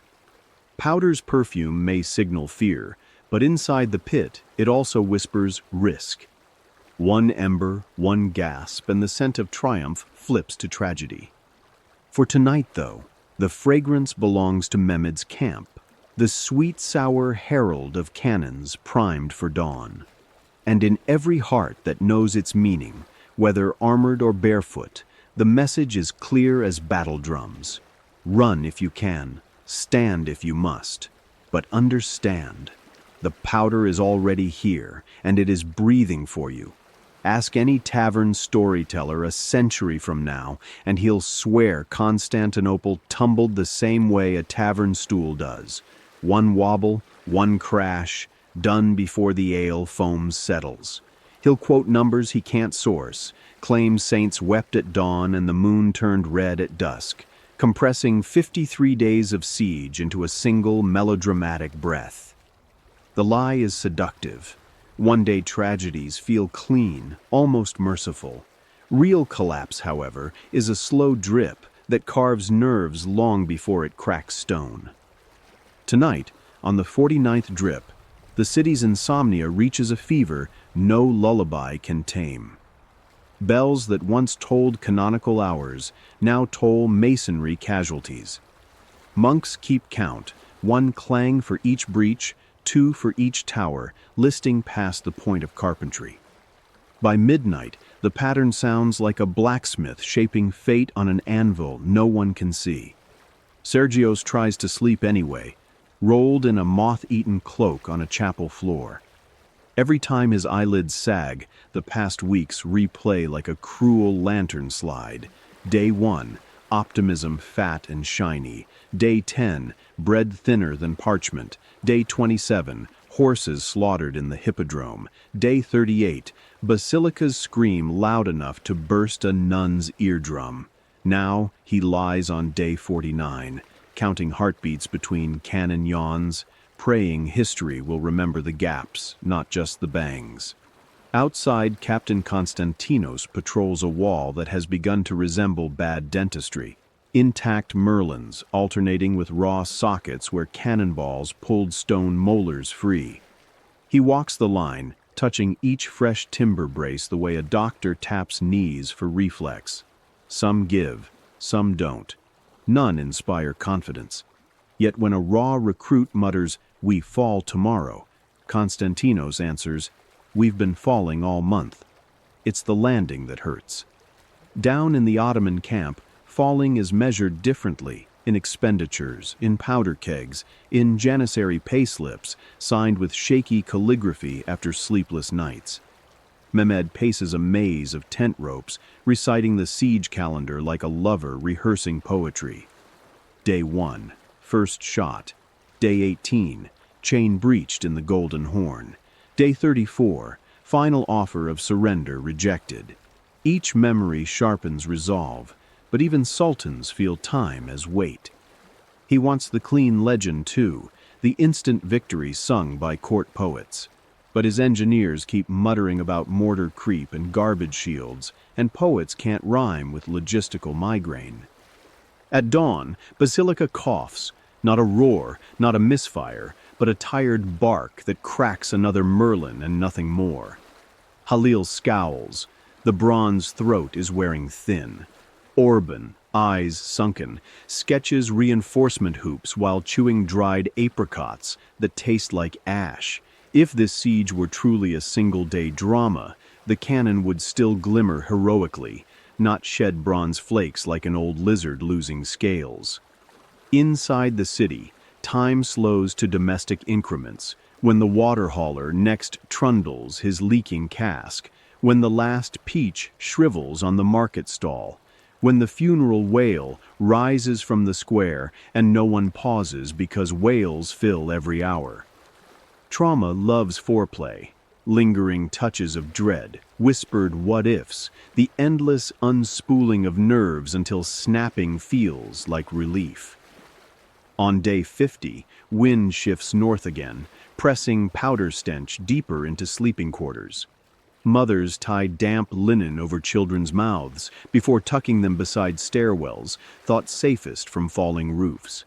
They hum lullabies in which the final verse never arrives. They can't remember how it ends, or fear it ends badly. The city falls centimeter by centimeter, lullaby by lullaby, breath by trembling breath. In the court, Constantine convenes a war council that is half confession booth, half bankruptcy hearing. Advisors shuffle casualty ledgers, grain tallies, morale reports.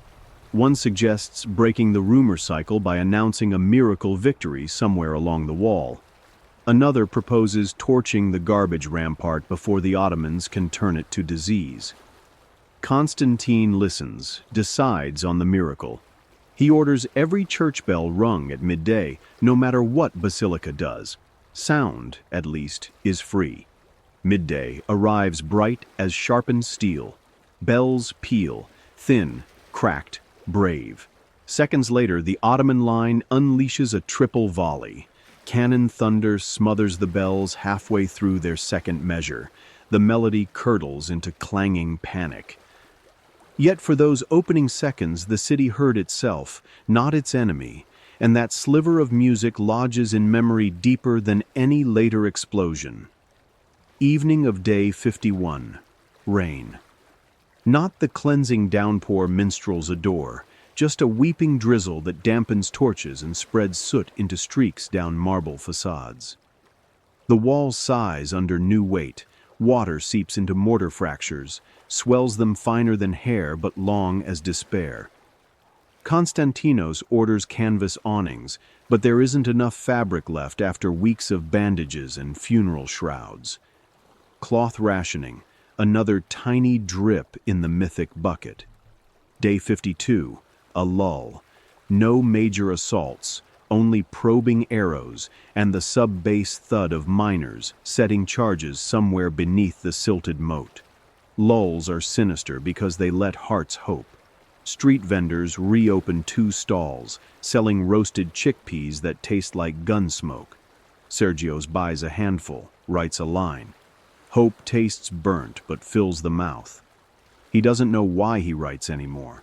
Scrolls pile up unwitnessed, but his quill refuses to quit the habit of marking passing hours. Then day 53 dawns in a glare of red sun, and trumpet shrieks. Scaling ladders march, chains rattle, drums hammer double time. The siege that fell in a day is finally sprinting, but only because it has spent 7 weeks crawling, scratching, bleeding toward this dash. When ladders slam the wall and janissaries scream battle chants rehearsed for months, defenders feel déjà vu. So many nights they imagined this moment they can map it blindfolded. Even so, imagination never captured the weight of bodies piling, the slip of blood-slick steps, the sudden empty thud when a ladder's top hook shears through rotten merlin. Konstantinos meets the charge with sword and prayer, neither as sharp as on day 1, but both serviceable. Sergios drops his quill, lifts a spear, and discovers writing hand and fighting hand can be the same.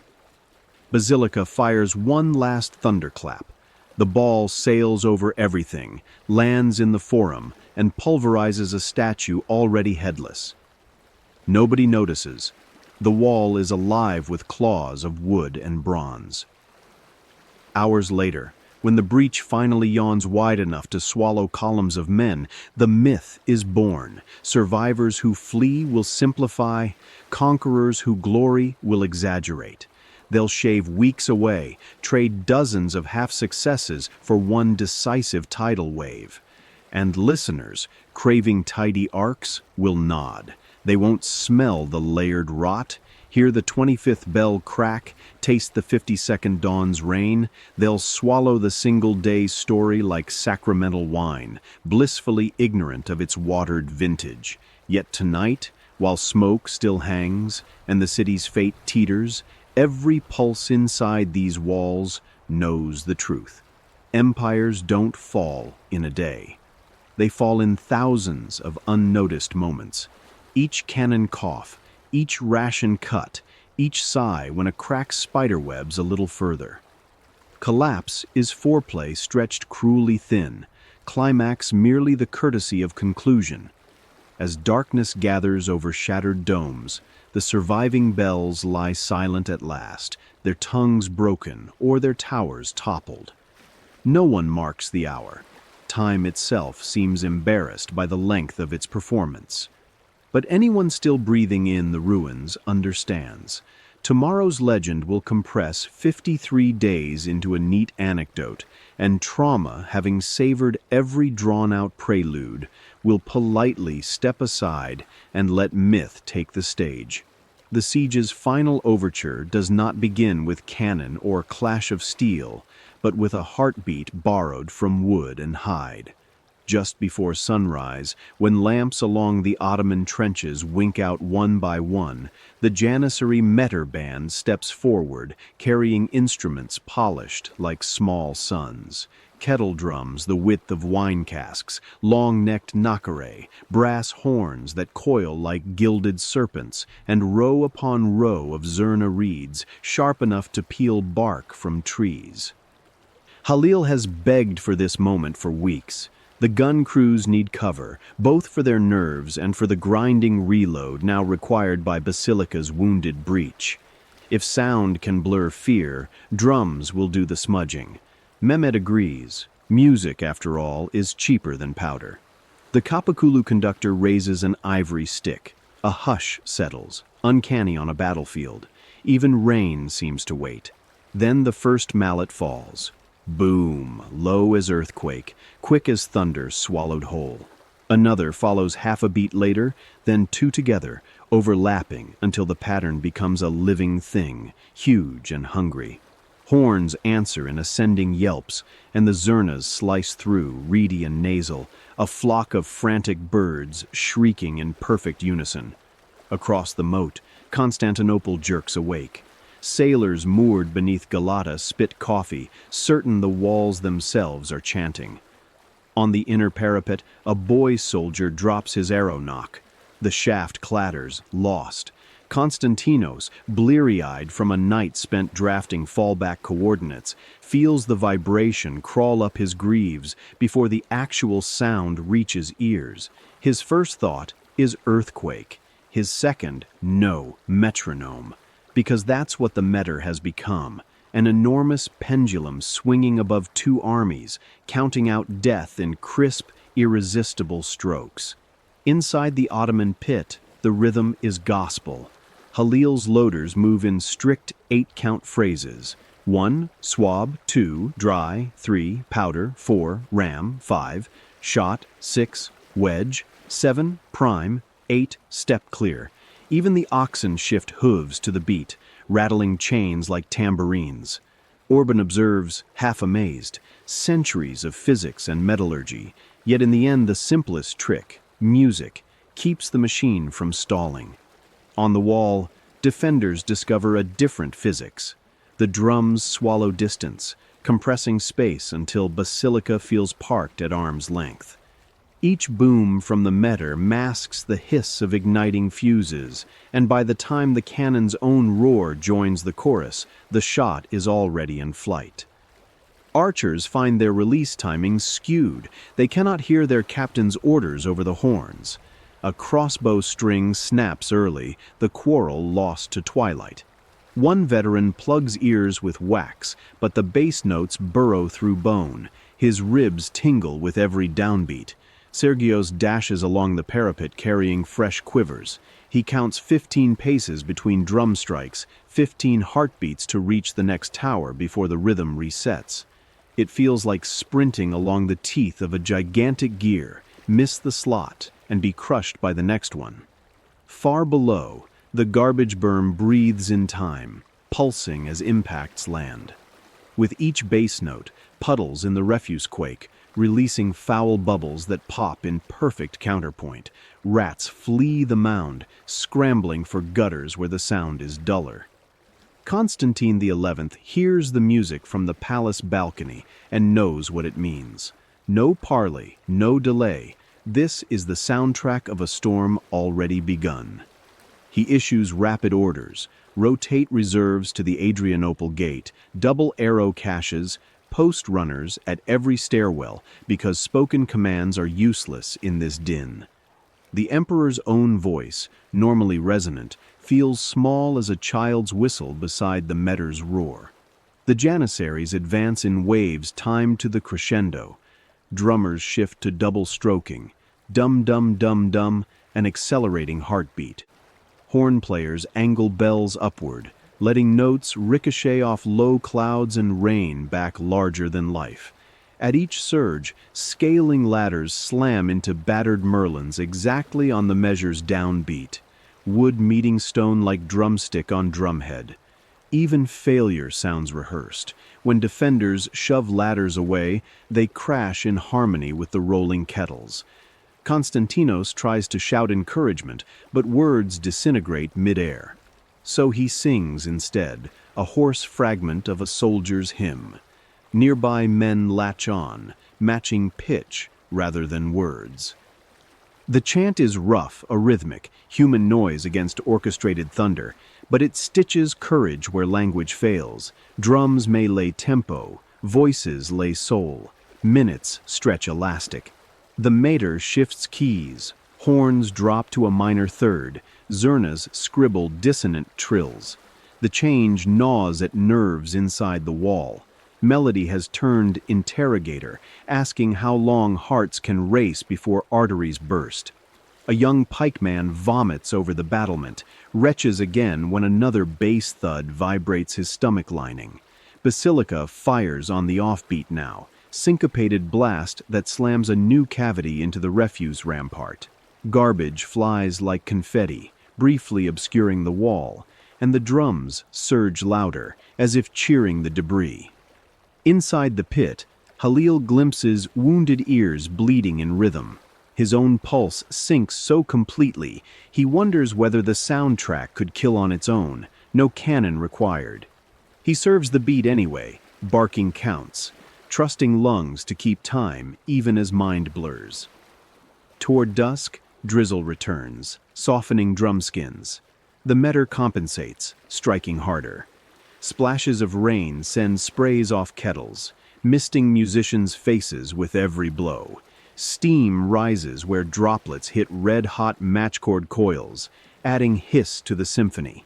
At last the conductor signals a final flourish. Horns hold a sustained blare. Drums roll like stone avalanches. Zurnas climb a shriek that feels scalpel thin. On that crest, ladders breach, hooks bite, and janissaries pour over the lip. Defenders meet them, swords clanging out of sync metal harmonies. Battle has become a duet, percussion and steel. Somewhere below, Sergios wields a broken spear shaft like a drumstick, striking helmets of fallen invaders to the same beat that pounds his skull, part defiance, part surrender to inevitability. Constantinos locks blades with a janissary captain, just as the horns cut sudden silence, leaving only residual thunder in ears. The absence of music is a void. Both men stagger, balance lost, as if gravity paused with the rhythm. Constantinos recovers first, drives a pommel strike. The captain falls soundlessly. Silence has swallowed even his cry. Then, from the Ottoman line, the kettles boom anew, slower this time, victory tempo, confident, inexorable. Each thud a footstep across a threshold the wall can't close again. Inside the city, bells that survived shake weakly in answer, a fragile treble overlaying the bass. The resulting chord is ugly, clashing, true. Two worlds occupying the same measure, one rising, one breaking. Night clamps down, but the drums do not cease. They pulse through rubble, through cloisters, through the emperor's prayer chamber, announcing that rhythm, simple, relentless, has done what iron and fire alone could not. Hearts will keep beating, walls will not. And as the first torches of occupying troops flare beyond the breach, the meter slows to a march cadence. Boom, boom, boom, echoing down avenues soon to be renamed, promising that after the last scream fades, the music will linger, printed forever in the marrow of those who heard it, an empire's final metronome, counting off the seconds between the old world and whatever silence comes next. Basilica's full-throated roar has long captured legend, but what legends forget is the quieter murderer that follows the roar by less than a blink. Recoil. When a 37-ton bronze tube exhales granite, the earth itself must inhale, and anyone foolish enough to linger in that breath learns too late that bones make poor shock absorbers. Halil knows the theory, has felt it crawl up his shins 100 times. But tonight, with drums fading and torches spitting rain-hissed flame, he watches a fresh crew of eager conscripts line up too close to the carriage wheels. They clutch rammers like parade staves, knuckles white, unaware they stand in the kill zone. Halil opens his mouth to warn them, swallows the words. Better they learn now, he thinks grimly, than when the wall breach swallows them later. Orban, hunched over a slate of elevation scribbles, glances up. "Tell them back 2 paces," he mutters. His voice barely carries above the drizzle and distant clash of steel. Halil complies, shoving shoulders, dragging one lad by the collar until boots squelch in safer mud. The boy, no more than 16, glares, then spots a crushed skull half buried near the wheel rut. Yesterday's loader, neck snapped by a carriage jolt. Understanding dawns, gratitude replaces glare. The cannon is ready, powder tamped, shot seated. Fuse man Mehmet touches a smoldering cord to priming. A hiss, a bloom of sparks, a breathless half-second that expands to infinity. Then, the detonation. Sound goes first, ripping open eardrums already bruised by hours of meteor thunder. Light follows, white-hot, throat-deep. But recoil is last and worst. A violent kick that sends the carriage skidding a full handspan, despite 6-inch oak chocks hammered into clay. The shockwave travels through wheel spokes, axle, ground, and finally flesh, punching legs upward as if the earth bucked. Halil bends knees at the flash. Old reflex. Even so, pain forks up his spine, teeth slam together hard enough to chip enamel. A loader caught mid-stride is less lucky. His ankle twists, knee hyperextends, and he yelps as patella slips sideways. He collapses, but not before the wheel's iron flange scrapes his calf, carving a groove that fills instantly with rain-diluted blood. Behind the crew, oxen rear against tethers, whites of eyes flashing like thrown dice. One breaks free, crashes into powder mules and chaos spiderwebs outward. Halil doesn't look. Animal panic can wait. He's counting heartbeats, gauging how soon barrels can be cooled, how soon the next shot demanded. Recoil has merely started its mischief. 10 paces away, new engineer Tafik clutches a brass caliper, stunned by the physics he helped unleash. He understood momentum on parchment. He didn't imagine it could rearrange a man's organs. The blast pressure hits his chest a half beat after the roar, shockwave squeezing ribcage like a smith's tongs. Breath whooshes out, muscles refuse to replenish. For 2 eternal seconds, he is a bellows with torn leather, flapping, useless. Only when rain slaps his face does air crawl back into lungs, ragged and stinging. Further back still, drummer boys stationed as signal corps catch the after quiver through mud, tiny tremors propagating like gossip underfoot. Sticks slip, rhythms stutter. One boy bites his tongue, tastes iron, hears numbed heartbeat louder than drumskin. He suddenly comprehends why veterans stuff cloth beneath breastplates. Recoil does not end at the gun pit. It ripples, hunting soft targets. Across the moat, the wall suffers its own physics lesson. The shot slams garbage rampart, splatters refuse, fractures inner stone, but defenders barely track the projectile. What they feel is the ground pulse, an odd reverse echo arriving fractions later, the energy that carved the pit rebounding through bedrock until even Byzantine knees wobble. Sergios, mid-swing with spear shaft, staggers sideways, dizzy from vibrations that seem to originate inside marrow. He wonders if souls can bruise. Back at the cannon, Orban inspects carnage with clinical detachment. The loader's leg lies twisted, skin ballooning violet around shattered bone. Orban barks for stretcher. In his head, he tallies barrel velocity lost to carriage slide, maybe 3%. He adjusts calculations for next charge, a little more powder to compensate, though more powder means more recoil, a spiral feeding on itself. Halil crouches by the wounded youth, splints shin with a broken tool handle. "Remember this," he growls. "Cannon kicks harder than any horse and never tires." The lad nods, teeth chattering. Lesson etched deeper than bone now. Time to reload. Crew limps into position, some favoring bruised hips, others shaking pins and needles from hands. They chant through the cycle, swab, dry, powder, each word a metronome, timing their moves so no body part lingers near the breach when wrath returns. Rain thickens, turning the pit to slurry. Wheels sink, promising worse recoil as footing slips. Orban orders fresh planks under tracks. Runners skid off for lumber. Seconds matter. Constantinople's wall still stands, and each delay is mortar's ally. Yet speed is enemy too. Rush the sequence, and recoil's sibling, backdraft, may ignite stray powder grains, cooking men alive. Halil sets pace slower than orchestra drums dictate, letting barrels cool an extra breath. He's calculated. Better one fewer shot tonight than 5 loaders missing tomorrow. Meanwhile, Mehmet checks fuse length, trims excess, eyes flint striker. His hands shake, not fear, but nerves bruised by vibration. He flexes fingers, joints pop like grape skins. He remembers tales of gunners whose hands went numb forever, battered nerves refusing to relay sensation. Living ghosts, able to grasp hot iron without feeling burn. Mehmet prays for pain. Pain means messages still travel.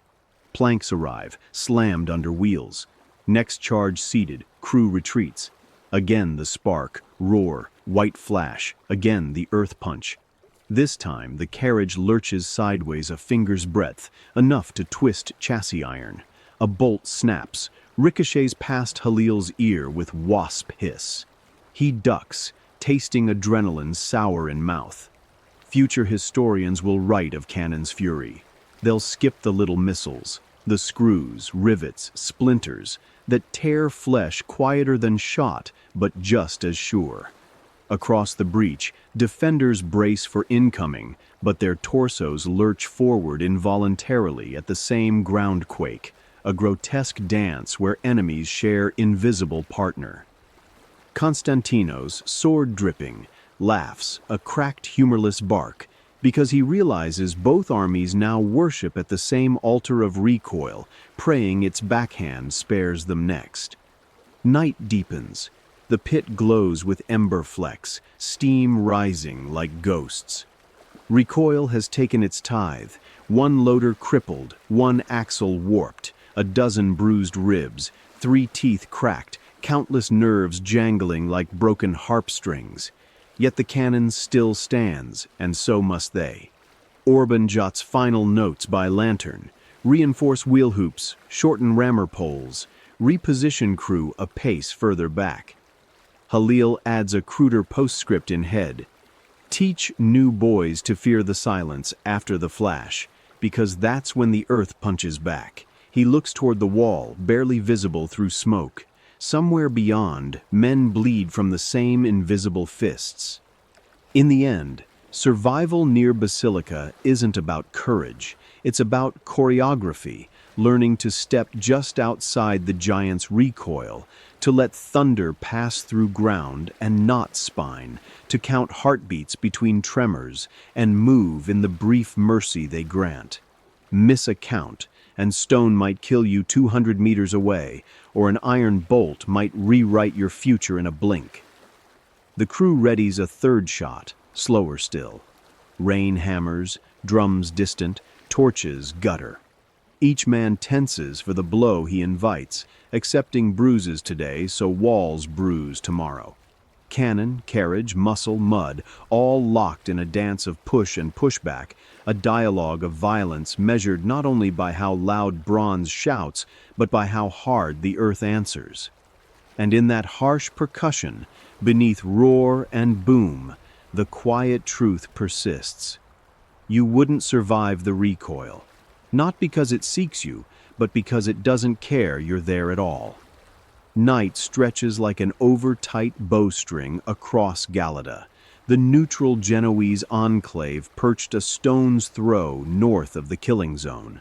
Officially, the colony belongs to neither side.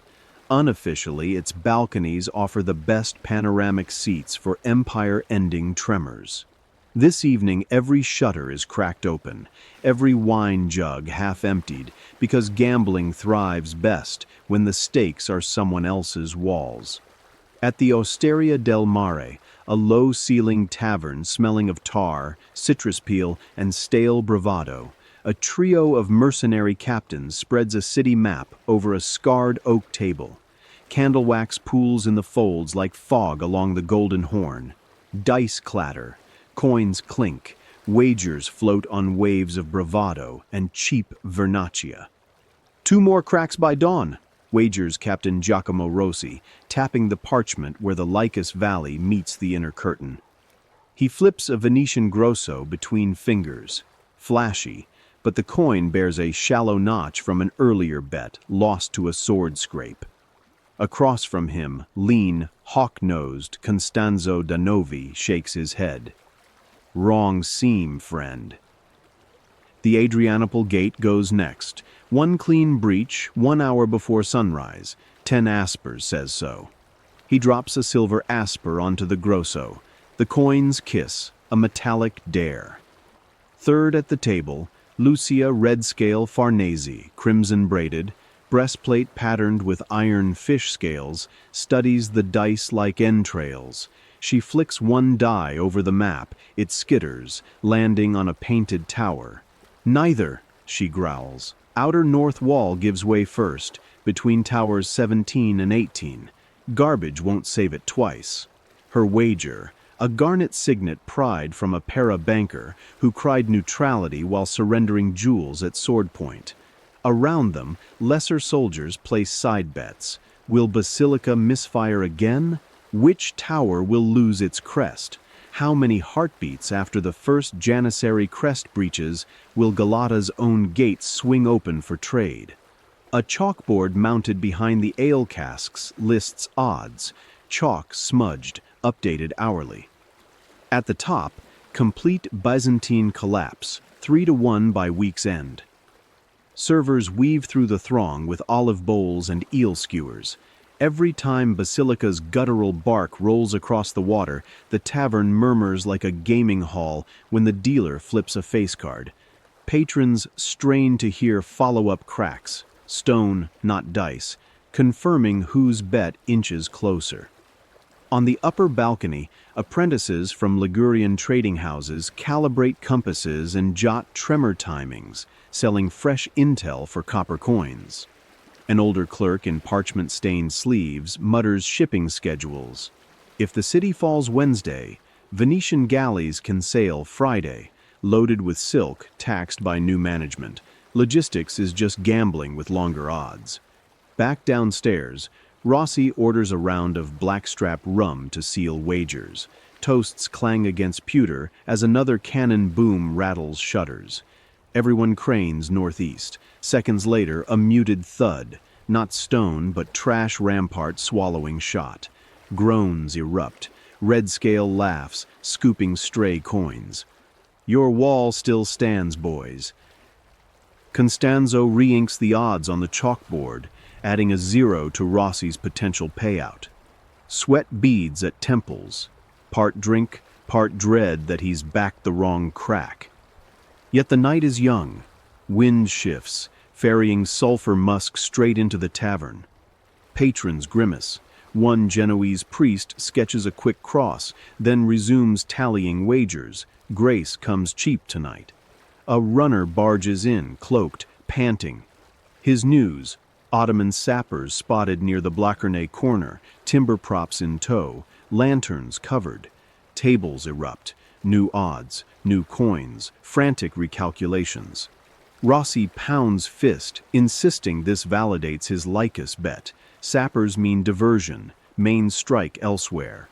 Constanzo counters, or feint pointing back to Adrianople, double bluff. Red Scale simply widens grin, adding a second garnet to the pot. Outside, Galata's watch bells mark midnight. The colony's podesta, theoretically impartial, strolls the quay with a scroll of negotiation clauses, rehearsing which signatures to trim once the Sultan's seal arrives. He passes under the tavern's lit windows, hears raucous cheers, shakes head, not disapproval, but professional envy at odds he can't public-facingly take. Inside, dice roll again just as a fresh blast hammers eardrums. Windows buzz, ceiling dust drifts. A long, ragged crack zigzags across the tavern's north wall plaster. Silence falls, every gambler's ear tilted to the dark. Across the water, a plume of gray rises, different from garbage dust, finer, stonier. Rossi's face blooms triumphant. That's inner curtain, listen. A beat later, faint rockfall confirms. Coins clatter to his side of the table. Constanzo curses in Ligurian. Red Scale merely shrugs, content. Her real profit lies in salvage rights she wrangled via secret Ottoman contract. But the night deals another card. An afterboom, a sickening bronze screech, echoes. Basilica's patched breach has slipped again, spitting sparks sky high. The tavern roars laughter. Misfires are the house joker, nullifying prior hands. Odds reset. Purse spills back to center. Rossi slams fist, demands the misfire not count. Rules say otherwise. Coins restack, wagers reborn harder and faster. Throughout, gamblers dodge the bigger question. When walls finally crumble, whose coins will be honored? But betting is faith in tomorrow's table, and faith, like dice, rolls easier under candlelight than under cannon light. Near dawn's gray margins, bets crest fever pitch. Runners shuttle real-time crack locations. Chalkboard becomes a palimpsest of frantic revisions. It's no longer wall versus wall odds. It's a market of cascading collapse futures, each wager another chip stacked against Byzantine endurance. And when at last, just before sunrise, a thunderous triad of shots shudders Galata's foundations, stone roar, drum echo, wall scream, the tavern collectively inhales. A hush, a tilt of heads. Somewhere beyond the haze, a tower spine yields with a groan audible even across water. Red Scale pushes from table, armor clinking. There, she states, voice low but sure. No one argues. Coins and gems slide toward her in grudging reverence, while the chalkboard erases itself in a frenzy of new numbers. Loot licenses, escort contracts, protection rates. The gambling phase has ended. The profiteer's dawn begins. Rossi downs his rum, stares at the smudged map, cracks coins, scribbles. He wonders whether he just won silver or lost a city whose echo will outlive any purse. Then he shrugs. Dice are dice. Outside, the war drum's distant cadence mingles with Galata's morning bells, commerce calling across fresh ruin. In the end, the Merc's side bet on wall fractures mirrors the siege itself. Risk, spectacle, profit, and a shrug at consequences.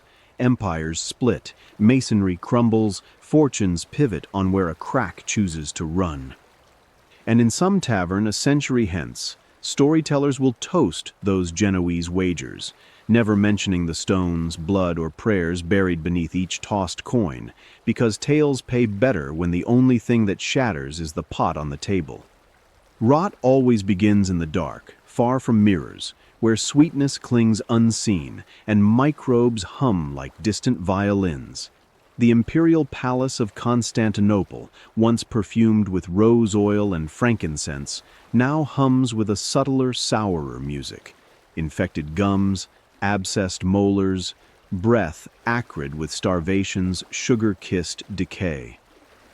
Inside the private infirmary, marble floors are streaked with straw and watered wine. A makeshift dental chair, really the emperor's falconry throne stripped of cushions, leans against a shuttered window. Its carved griffins glare at the carnage, blood-flecked linen, bronze forceps, a brazier glowing coals for cauterizing nerves that refuse to die politely. Despina, senior palace cook turned emergency medic, tightens her apron and beckons the next patient. Lady Theodora Palaiologina, cousin to Constantine and once celebrated for a smile, rumored to sway ambassadors. She enters draped in frayed silk that still tries to remember glory. Her left cheek bulges. Skin the color of old parchment shines with fever. She sits, winces, clasps a silk hand fan to trembling lips. "Which tooth?" Despina asks. Theodora opens her mouth. A murky odor billows, rotted honey and copper. Despina's helper, a teenage scullion, flinches. He has smelled basilica powder, sewage, corpse pits, yet this intimate ruin unsettles him more. Despina probes with an iron pick scorched clean in the brazier. The molar wiggles, pus beads. A cannon thud rattles shutters. Theodora's head jerks, nearly biting the tool. Outside, applause rises, either defenders repelling a ladder or janissaries cheering success. Inside, only muffled whimpers perform. "Hold still," Despina murmurs. She grips bronze forceps, mouths a prayer to Saints Cosmas and Damian, physicians who surely never imagined dentistry in a siege, and clamps. Theodora's fingers claw the chair arms, griffin wings creak under stress. One swift twist, a crack like snapping quill, and the molar exits gummy crimson.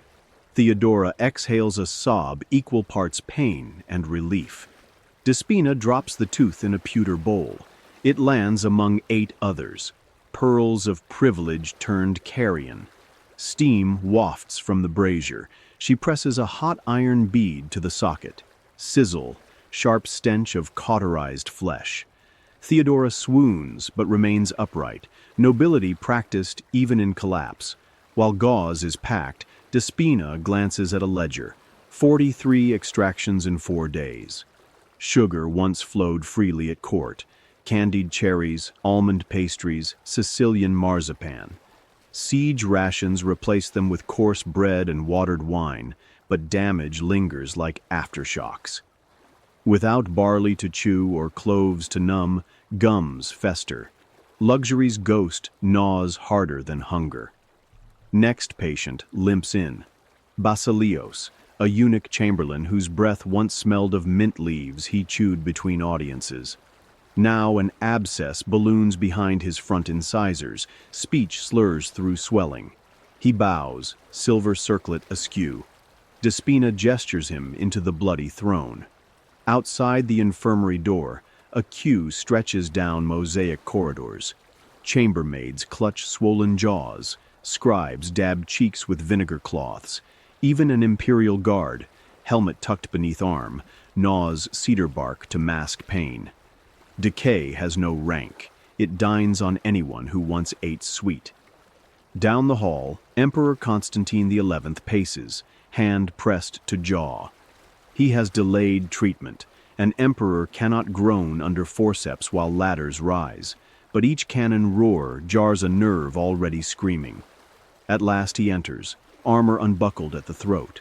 Despina bows. "Majesty, the chair is ready." He sits. Metal cuirass clinks against carved griffins. From the window, a sulfur breeze sneaks in, blending with warm blood, creating a scent like spoiled claret. Constantine catches it, grimaces, not at the stink, at the symbolism, empire and enamel-sharing rot. As Despina examines, she whispers updates. Adrianople gate still holds, Genoese mercs shifting to Blockernay, water levels in the cistern dipping. The emperor nods, half listening, half bracing. She finds the culprit, upper right premolar, cracked, root exposed. "No time for gentle pulls," she says softly. "Do it," he orders. Forceps clasp. Outside, Basilica fires. Boom! The palace floor trembles as the tooth breaks free. Constantine's growl merges with cannon echo. Two monarchs, one bronze, one flesh, howling in duet. Blood beads on his lip. Despina cauterizes. The emperor tastes iron, thinks of sword edges, swallows. Extraction done, he rises too quickly. Dizziness sways him. He steadies against the chair, leaves a red smear on carved griffin feathers. "Carry on," he tells Despina, voice thick. He walks into corridor torchlight, jaw bandaged, eyes fierce. Leadership now is a stitched wound smiling through pus. Back in the infirmary, Basileos's turn comes. The eunuch clutches a silk sachet of myrrh, years old, still fragrant. He presses it to nose to mask charnel smells. When his tooth cracks free, the sachet falls, spilling resin beads that scatter like tiny amber tears across mosaic floors, depicting saints who never lost teeth to sugar. After midnight, Despina dismisses scullion, cleans instruments and wine, the strongest antiseptic left. She studies the bowl, teeth of emperors, nobles, servants mingled indiscriminately. Siege has equalized them all into simple calcium debris. She thinks of the outer wall, once mosaic bright, now a pulverized junk heap plugging breaches. Bones of the city serving as mortar, bones of mouths feeding brazier. Rot recycles everything. A final boom shakes dust from rafters. Somewhere in palace depths a column cracks, sound like a molar splitting. Despina snuffs brazier, steps onto balcony. Moonlight reveals smoke veils drifting over domes. She presses hand to her own jaw, ache constant, manageable. For now. Inside, the tooth bowl cools beside cold coals. In morning light, those tiny relics will glint like pearls again, but pearls no one will wear. They'll be buried in a courtyard pit, luxury interred by necessity, enamel by empire, proof that despair has dentists and every throne, given time, needs extraction. Below, the city groans, gums raw, awaiting the next crack, of stone, of tooth, of history biting down too hard on itself. Brother Nicandros never intended his daily chronicle to become a seismograph. He began it decades ago as a humble almanac, sunrise, tide heights, Saint Feast days, perhaps a note about the abbey cat catching a sparrow. But war repurposes habits the way smiths repurpose iron, and by the first week of the siege, the diary had morphed into a heartbeat monitor for a dying city. 4 April, Day 1. Matins bells undisturbed. Sunrise, pale peach. First distant thunder, new Ottoman gun. The quill jumped. Ink blot resembles a crow. That crow-shaped blot now serves as the diary's point of origin. Each page thereafter bears a string of jagged dots, tiny splashes where Nicandros's nib has jerked at every cannon impact. They look like cardiograph spikes, the pulse of Constantinople rendered in lamp black. 18 April, Day 15. Walls tremble at terse. Dust from clerestory mosaics snows upon lectern. Brother Petros sneezes hard enough to smear gold tesserae. Noted 3 tremors before noon, 2 after vespers. Psalm 46 recited twice, voice hoarse. Ink splatter count, 5. The abbot tried to forbid the diary. Scribes waste parchment, he argued. But Nicandros kept writing on scraps, margin peelings, discarded homily drafts, even the blank sides of indulgence forms never sent. He dated each scrap and tucked them between psalter leaves, a secret stratigraphy of dread. By day 25, his entries shrink to single lines, flanked by hash marks tallying shots. 28th April, day 25, 5 before dawn, 7 by sext, 2 misfires, distinct hollow boom. Ink splatter count, 14. Misfires are circled in red. sanguine pigment ground from rust flakes mixed with wine. He claims it helps him pray for Ottoman souls incinerated when bronze coughs wrong.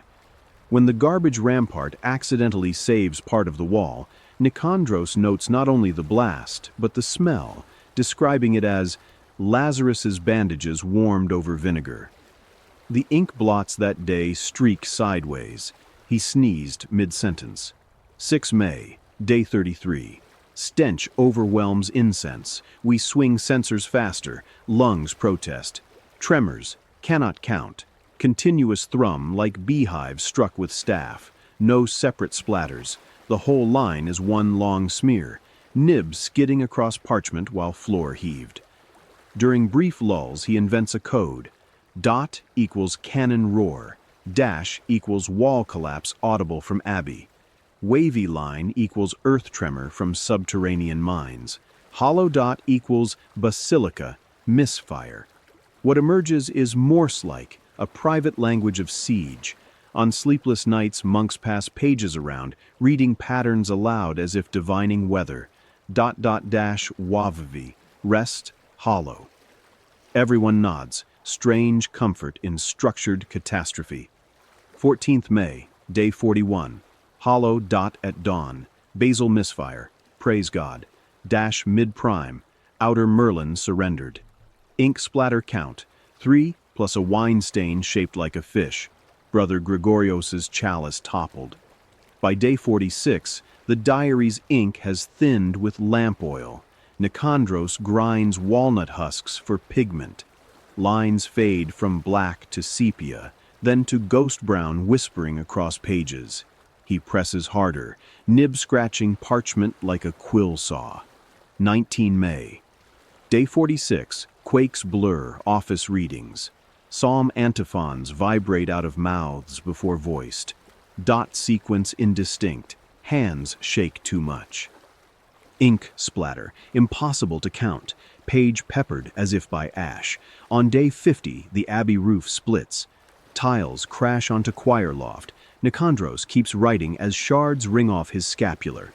23rd May, day 50, dash of roof, dash of courage, ... SOS in God's tongue? He laughs at the accidental code, then prays forgiveness for levity. The emperor's extracted tooth is delivered to the abbey for safekeeping, relic of resolve, they say. Nicandros presses it into wax on the diary margin, surrounding it with dots recording the shot that fractured that tooth's root. History stitched to enamel. 27th May, day 54, can no longer distinguish quake from pulse. Write anyway. Every line proof the city still thinks. Ink splatter count, continuous drizzle. When the Janissary meter unleashes its thunder march, pages quake under percussive echo. 28th May, day 55, night drums colonize ribs. Diary rests on stomach. Feel letters etching themselves via heartbeat. He tapes the quill to his wrist with linen, so each tremor jabs ink onto the page even if hand seizes. At final dawn, as ladders scrape and horns bray, he writes the last intelligible sentence. If walls fall, ink will still stand witness. Then a granite shot strikes nearby tower. The abbey ceiling sighs, beam splinters. Inkpot overturns, tidal waves across parchment. Black deluge erases code, numbers, prayers. Only the tooth wax sealed in margin remains visible, white amid ruin. Nicandros gathers loose pages, stuffs them under cassock. He flees toward library crypts while stone drizzles. In dark, he keeps scribbling with shard of charcoal on bits of broken stained glass backing. Every tremor chalks a scratch, every dash a jag. He cannot stop. Recording becomes ritual. Ritual becomes defiance. Some say monks escaped by secret passage. Others insist Nicandros perished when choir vaults caved. Centuries later, restorers will unearth a bundle of clotted pages fused by ink and soot. They'll see erratic dots, dashes, wavy lines. Think it nonsense until seismologists match intervals to geological strata disturbed by Ottoman bombardment. The diary will prove canon physics better than any court engineer's treatise, because where treatises boast, splatters simply occur. For now, in that choking dawn, Brother Nicandros presses charcoal to wood, fighting tremor shakes, carving one last mark as the wall groans open. SOS, oldest cry of sinking vessels. He smiles, recognizing irony. Monks rarely travel by sea. Then the ground bucks, pages whirl, and ink's metronome finally outruns the pulse it tracked. But the record endures. Dots like stuttered prayer beads strung across parchment, proof that stone spoke in booms, and a lone scribe answered, timestamp by timestamp, until the dialogue collapsed into the silence that follows final impact. At first light on the 30th of May, Constantinople lies quiet enough to hear flies land. Smoke slinks through boulevards that only yesterday echoed with hymns and hoofbeats. Now the hymns are ashes, and the horses have become spoils, tethered under half-collapsed porticos. Somewhere near the bludgeoned gate of St. Romanos, a lone rooster crows, as if noises belong to whoever shows up earliest. By mid-morning, the conquerors begin their sorting. Janissaries in sweat-stiff tunics drag heaps of loot into rough rectangles, weapons in one, textiles in another, bronze church fittings clanging into a pile already green with old patina. Every so often a soldier lifts an object toward the hazy sun, judging it like a jeweler. If it glitters, it goes to the Sultan's treasury cart. If it merely shines, it becomes currency for the makeshift bazaar blooming on the old Massey road. No banners mark the market's boundaries. Squadrons of armed men are signage enough. Stalls sprout from door-off hinges balanced on amphora shards. A baker's marble countertop, still dusted with yesterday's flour, now displays icons stacked like playing cards. The Virgin's gaze repeats, solemn, cracked, for 3 copper aspers each, or 5 if the gilt background hasn't blistered. Lucia Redscale Farnese strides among tables, fish scale cuirass clinking. She carried Ottoman letters of marque. Today she carries a ledger fatter than her sword, logging purchases for Genoese collectors who want conversation pieces with proven providence. At one stall she fingers a chipped chalice sporting 2 fresh bullet dents. Provenance enough. She pays with Venetian coins. The seller, an Anatolian auxiliary, bites one, shrugs, pockets it. Money is a language even shared between winners. Farther down, a group of ragged Byzantines kneel beside a heap of library scrolls. They aren't buyers, they're mourners. The parchment is so cheap now that a single ducat buys 40 years of scholarship. A janissary kicks the pile apart, laughing when a Greek monk scrabbles after an unraveled scroll like a mother chasing a dropped infant. Redscale notes the scene, marks illuminated manuscripts, bargain in her ledger. Near the shattered Million monument, oxen harnessed to carts groan under loads of marble statuary heads. A young Ottoman quartermaster barks at porters to wrap the pieces in blankets. Stone bruises too, he jokes. One head, nose chipped, bears the serene smile of an early emperor. It will decorate a bathhouse courtyard in Bursa, its identity forgotten, but its aura priced by weight. Captain Giacomo Rossi pockets light from last night's wagers, haggles over a brass oil lamp shaped like a winged lion. The seller swears it once burned in the imperial private chapel. Rossi doesn't care. Lion shapes sell well in Venice. He trades a silver buckle and 2 bottles of Ligurian wine pilfered from Galata cellars. The buckle's owner, dead or fled, has no say in the bargain. On a side street shaded by half-toppled cypress trees, women rummage through heaps of silk vestments. Purple, once restricted to emperors, lies puddled in mud, now a bargain for anyone with small change and big imagination. A shepherd from Thrace fingers the fabric, laughs. No sheep will recognize royal dye. He pictures his wife in a gown that smells of smoke and myrrh. He imagines telling neighbors the color's name is victory. Coins ring, blades flash, but the loudest commerce is the auction of buildings themselves. Ottoman officers tally which mansions become barracks, which monasteries convert to stables. A Persian envoy tours Hagia Sophia, tipping guides to point out best angles for mosaic removal. He pauses under the shattered dome and whispers a prayer, neither Christian nor Muslim, just a merchant's hope that the ceiling waits to collapse until the gilded tiles are safely pried. At the hippodrome, horse traders circle captured mounts, prying open jaws, assessing teeth the way palace dentists once did nobles. One white stallion, imperial brand still visible, fetches 50 gold pieces, cheaper than breeding one, dearer than burying it in the rubble it nearly died defending. The buyer rides off at a canter, oblivious that blood flicks from the animal's fetlocks with every stride. Toward afternoon, the market swells with civilians creeping from hiding places, old women, street urchins, a few bruised guards who ditched uniforms for anonymity. They trade heirlooms for bread or safety passes. A grandmother swaps a sapphire-studded icon for a sack of millet. The buyer hands over grain, then flips the icon, checking stones as casually as testing figs for ripeness.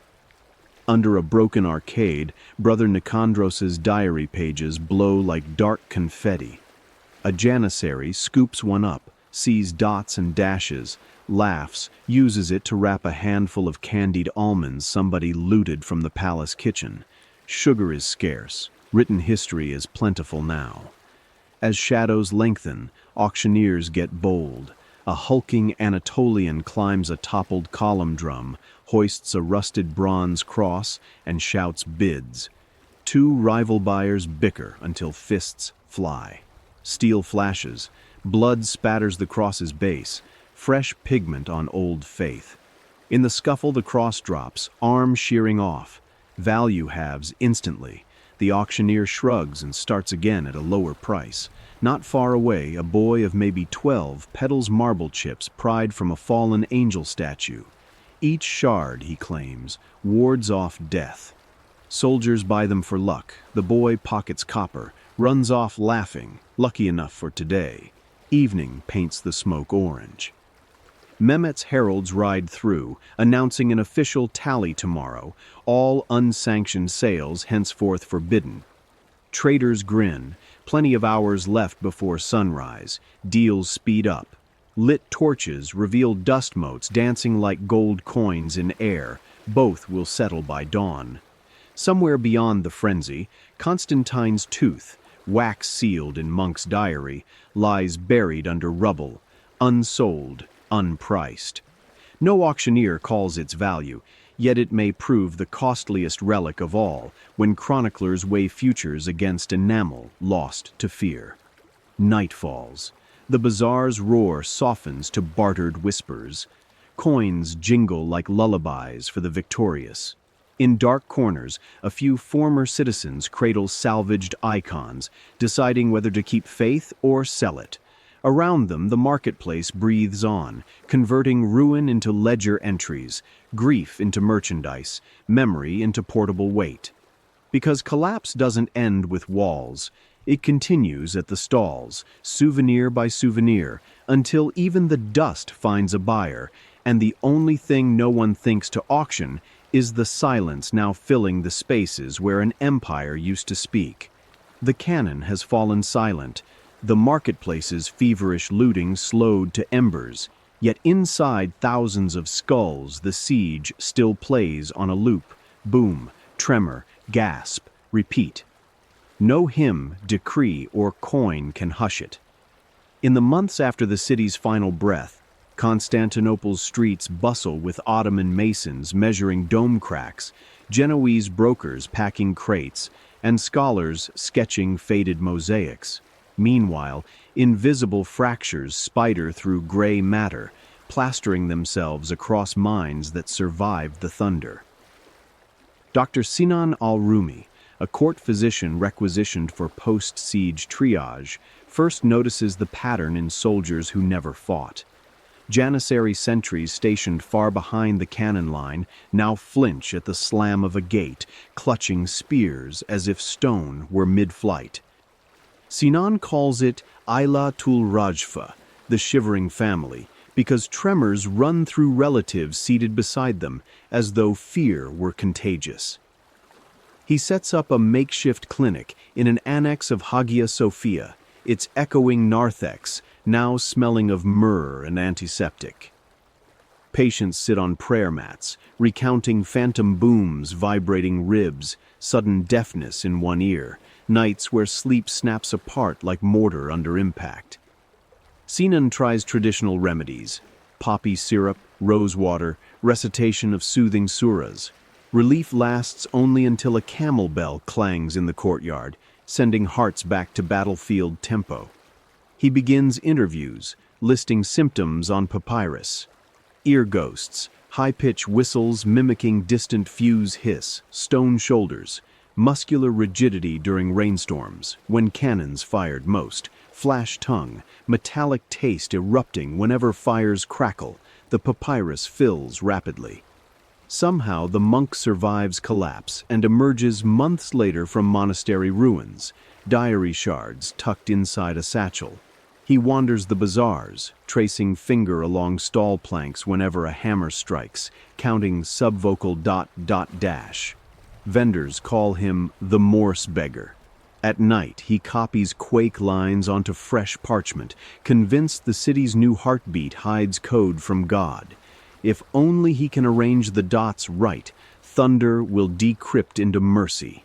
Physicians label him possessed by echoes. Sinan scribbles, auditory imprint without stimulus. Modern neurologists would name it intrusive memory firing across the amygdala, but 15th century Constantinople has no Greek or Arabic for neuroloop. So they call it shadow thunder, and hope time dissolves the noise. Constantine's extracted molar, rescued by scavengers, circles markets as relic. Many buyers recoil.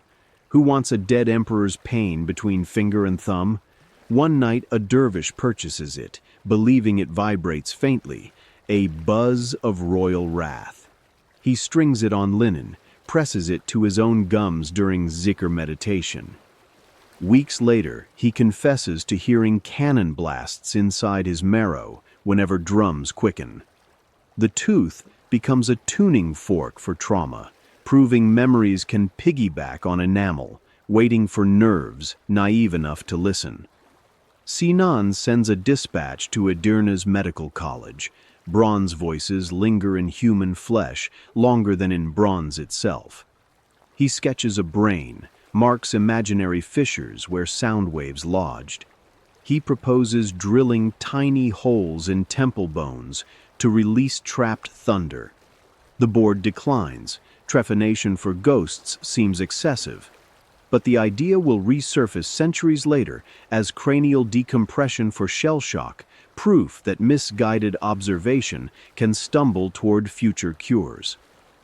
A Persian scholar named Qutb al-Din Jorjani holds public lectures amid the wrecked forum, using fallen granite cannonballs as props. He demonstrates resonance by striking one with a mallet. Vibrations shiver the air.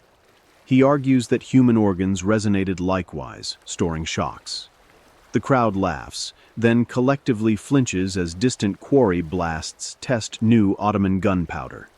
The demonstration needs no more proof. Qutb writes margins. Man is instrument. War plucks him until strings forget silence. His treatise travels east, influencing Sufi poets who will speak of hearts ringing after love's strike. Neuroscience cloaked in metaphor. Young street urchins concoct a game called Wall or Fall. One child stomps behind another's back. If the listener doesn't flinch, they win. Most flinch. Some drop to knees. They laugh afterward, but Sinan notes their rapid breathing, pupils wide, body rehearsing old trauma under new rules. The game spreads across markets. Tourists from Bursa adopt it. Unaware, they export seeds of siege-borne anxiety. Centuries on, modern MRI scans of descendants show heightened startle reflex, cortisol spikes on exposure to base frequency near 60 Hz, the approximate subsonic belly of Basilica's roar, recreated by sound historians.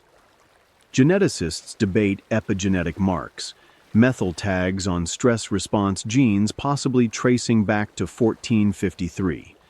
Skeptics scoff, but the data hums like distant percussion. Today, we'd label the city's survivors with PTSD, post-traumatic stress disorder, yet even that acronym feels sterile beside their lived eruption. The monks called it quake of the soul, janissaries muttered gin of the ear, auctioneers shrugged it off as siege hangover. Regardless, the pattern persists. Cannon imprints that echo for a lifetime, entire neighborhoods twitching when thunderheads roll in. Sinan's final clinic note reads, "Cured none, listen to all." Perhaps listening is half a cure. Modern therapists might agree. His clinic folds when he is posted to Syria, but his papyri survive, later informing Ottoman battlefield medicine. Shield your gunners' ears, stagger their shifts, give them days of quiet between barrages. Advice ahead of its science, frequently ignored. Walk the present-day Istanbul streets at dawn, and you'll still spot it. An old barber who pauses scissor snips when ferry horns moan too deeply. A cafe vendor whose hands tremble spilling tea when Ramadan cannons fire. Tourists rarely notice. But local neurologists document a phenomenon they dub boom shadow, microsecond freeze responses at low-frequency rumbles unique to districts along the old Theodosian line. 5.5 centuries later, the stone is gone, the cannon rusted, yet somewhere in collective marrow, the siege keeps humming.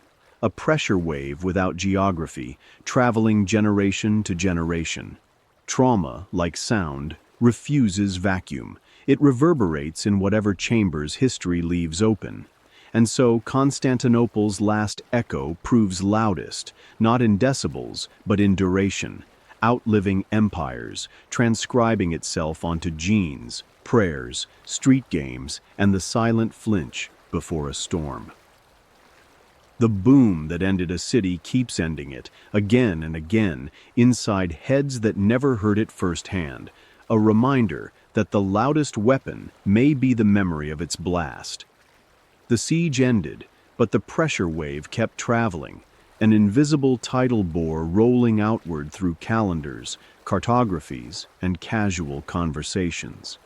5 centuries on, you can still feel its afterwash if you know where to stand, a shadowy cloister on a winter dawn, the vaulted concourse of a train station built atop forgotten rubble, the faint tremor in a historian's voice when she pronounces May 29th, the day the map inhaled. Tonight, however, the wave folds back into the very streets that birthed it. Istanbul's lights shimmer on the Golden Horn, neon and sodium replacing torches and moon. Yet beneath trolley wires and cafe umbrellas lies the same stone seafloor where bronze once roared. A rainstorm gathers over Üsküdar, its thunder promising a humble reenactment of Basilica's boom. The modern city hums, car engines, pop music, phone alerts, but thunder carries a deeper register, and the old walls, now half museum, half motorway, remember which note to harmonize. Dr. Leyla Erdem, a sound historian with headphones as permanent accessory, paces the Theodosian ruin with a portable geophone. She spent a decade mapping sub-basement vaults, converting vibrations into spectral graphs, arguing that certain archways still resonate at the cannon's fundamental frequency, around 58 Hz. A low growl felt more than heard. Tonight, the storm offers a chance to test her thesis. She plants sensors, steps back, Rain drums, scaffolding, thunder rolls. Her laptop screen flares, peaks at 58 hertz, then harmonic spikes at 116 and 174. She smiles, half triumphant, half chastened. Triumph because the walls indeed still sing the cannon's tone. Chastened because proving it means acknowledging that trauma lingered long enough to fossilize in architecture. A block away, an elderly cement seller named Kemal sets down his basket when thunder cracks. He rubs aching knees, old joints, he jokes, forecast better than apps. Kemal's grandfather used to claim their family flinched at storms more than others because we carry the boom in our bones. Layla's dada would call that inherited startle reflex. Kemal calls it kan davulu, the blood drum. He straightens, listens, not fear this time, but reverence. City still talks, he tells a tourist, sheltering under his awning. The tourist smiles awkwardly, not sure if she's encountered poetry or senility. Across the Bosporus at Boğaziçi University, a late-night philosophy seminar debates determinism. Professor Melik Altan argues that events are ripples from prior shocks. Constantinople's fall, she says, tweaked world lines enough to birth the age of exploration, colonial empires, even the shape of coffeehouse chatter. A freshman counters that human agency still matters. Melik gestures toward the rain-pelted window. Agency? Ask the walls if they chose to bear that cannon's note for half a millennium. Lightning flashes. Thunder follows 4 heartbeats later. The lecture hall's windows vibrate. Unwittingly, Melik conducts a live demonstration. Every student's diaphragm bumps an involuntary millimeter, a tiny inherited curtsy to 58 hertz. Down in Kadıköy, an experimental music trio rehearses inside a former cistern-turned gallery. Cellist Rahim draws his bow across gut strings tuned deliberately low. Synthesist Ava feeds subterranean microphone hum into granular loopers. They're chasing what they call the echo that preceded us. When thunder pulses overhead, their gear picks up Layla's 58 hertz spike. The performance space answers with a long sigh, the cistern's columns vibrating like tuning forks. Ava smiles. The city's singing cameo. They fold thunder into their piece, layering history onto drone. Audience tomorrow will hear war's ghost disguised as avant-garde bassline. Midnight nears. Thunder drifts east. Rain lightens. Sensors fall silent. Yet the wave has one more venue. A small rooftop cafe atop a boutique hotel built over Constantine's buried chapel. Here, Layla joins Melik, Rahim, Ava, and even Kemal, summoned by coincidence and mutual acquaintance. Cups of strong tea steam in damp air. Conversation flickers. Layla describes stone acting as wax cylinder, pressure waves engraved in lime mortar. Melik counters with metaphysics. If trauma imprints matter, perhaps matter reciprocates, offering memory back to us as rumble, as intuition, as inexplicable longing. Rahim taps his cello body. Then music is archaeology, he says. Ava nods. And archaeology is remix. Kemal chuckles, pops a sesame ring in his mouth, says nothing. Sometimes philosophy tastes better than it sounds. A lull settles. Streetlights glow on wet cobblestones. From Hagia Sophia's minaret floats the first ezan of a new day. Steady, measured, distinctly human. Everyone listens. No cannon, no drum corps, just a call neither Christian nor Muslim armies of 1453 could have imagined. A city singing to itself in a timbre of coexistence. Melik raises her cup. Pressure waves bend maps, she says softly, but they also fade. What remains is the resonance we choose to keep. Layla powers down her laptop. The 58 hertz line flattens. Rahim and Ava pack instruments, promising to sample the muezzin's note. Kemal shoulders his empty basket. heading home before sunrise. Below them, tourists sleep unaware of seismic lullabies, commuters dream of traffic lights, scholars dream of grants, and somewhere under layers of asphalt, mortar, and myth, Basilica's bronze atoms rest inert, their roar a faint blueprint etched onto time. The pressure wave recedes at last, not erased, physics forbids that, but diffused beyond perception, stretched across centuries until its amplitude matches an ordinary heartbeat. The echo is now ours to pulse or quiet, to remember with shiver or reshape into song. So ends the cannon's breath, not with silence, but with a city breathing back, steady, resilient, tuned to the living rather than the fallen. The wave is still out there, everywhere really, yet softer than tea steam, waiting for someone to ask, "Can you feel that?" And another to answer, smiling, "Yes, but it no longer hurts." If this reverberated inside you, if you felt the tremor of 58 hertz somewhere behind your ribs, don't let the echo fade. Like the video so the algorithm keeps the story alive. Share it with someone who thinks history ends when the date is over. Comment below. What forgotten pressure wave still hums in your own city or family? And if you want more sagas where past and present collide, subscribe and ring the bell. New echoes drop every week.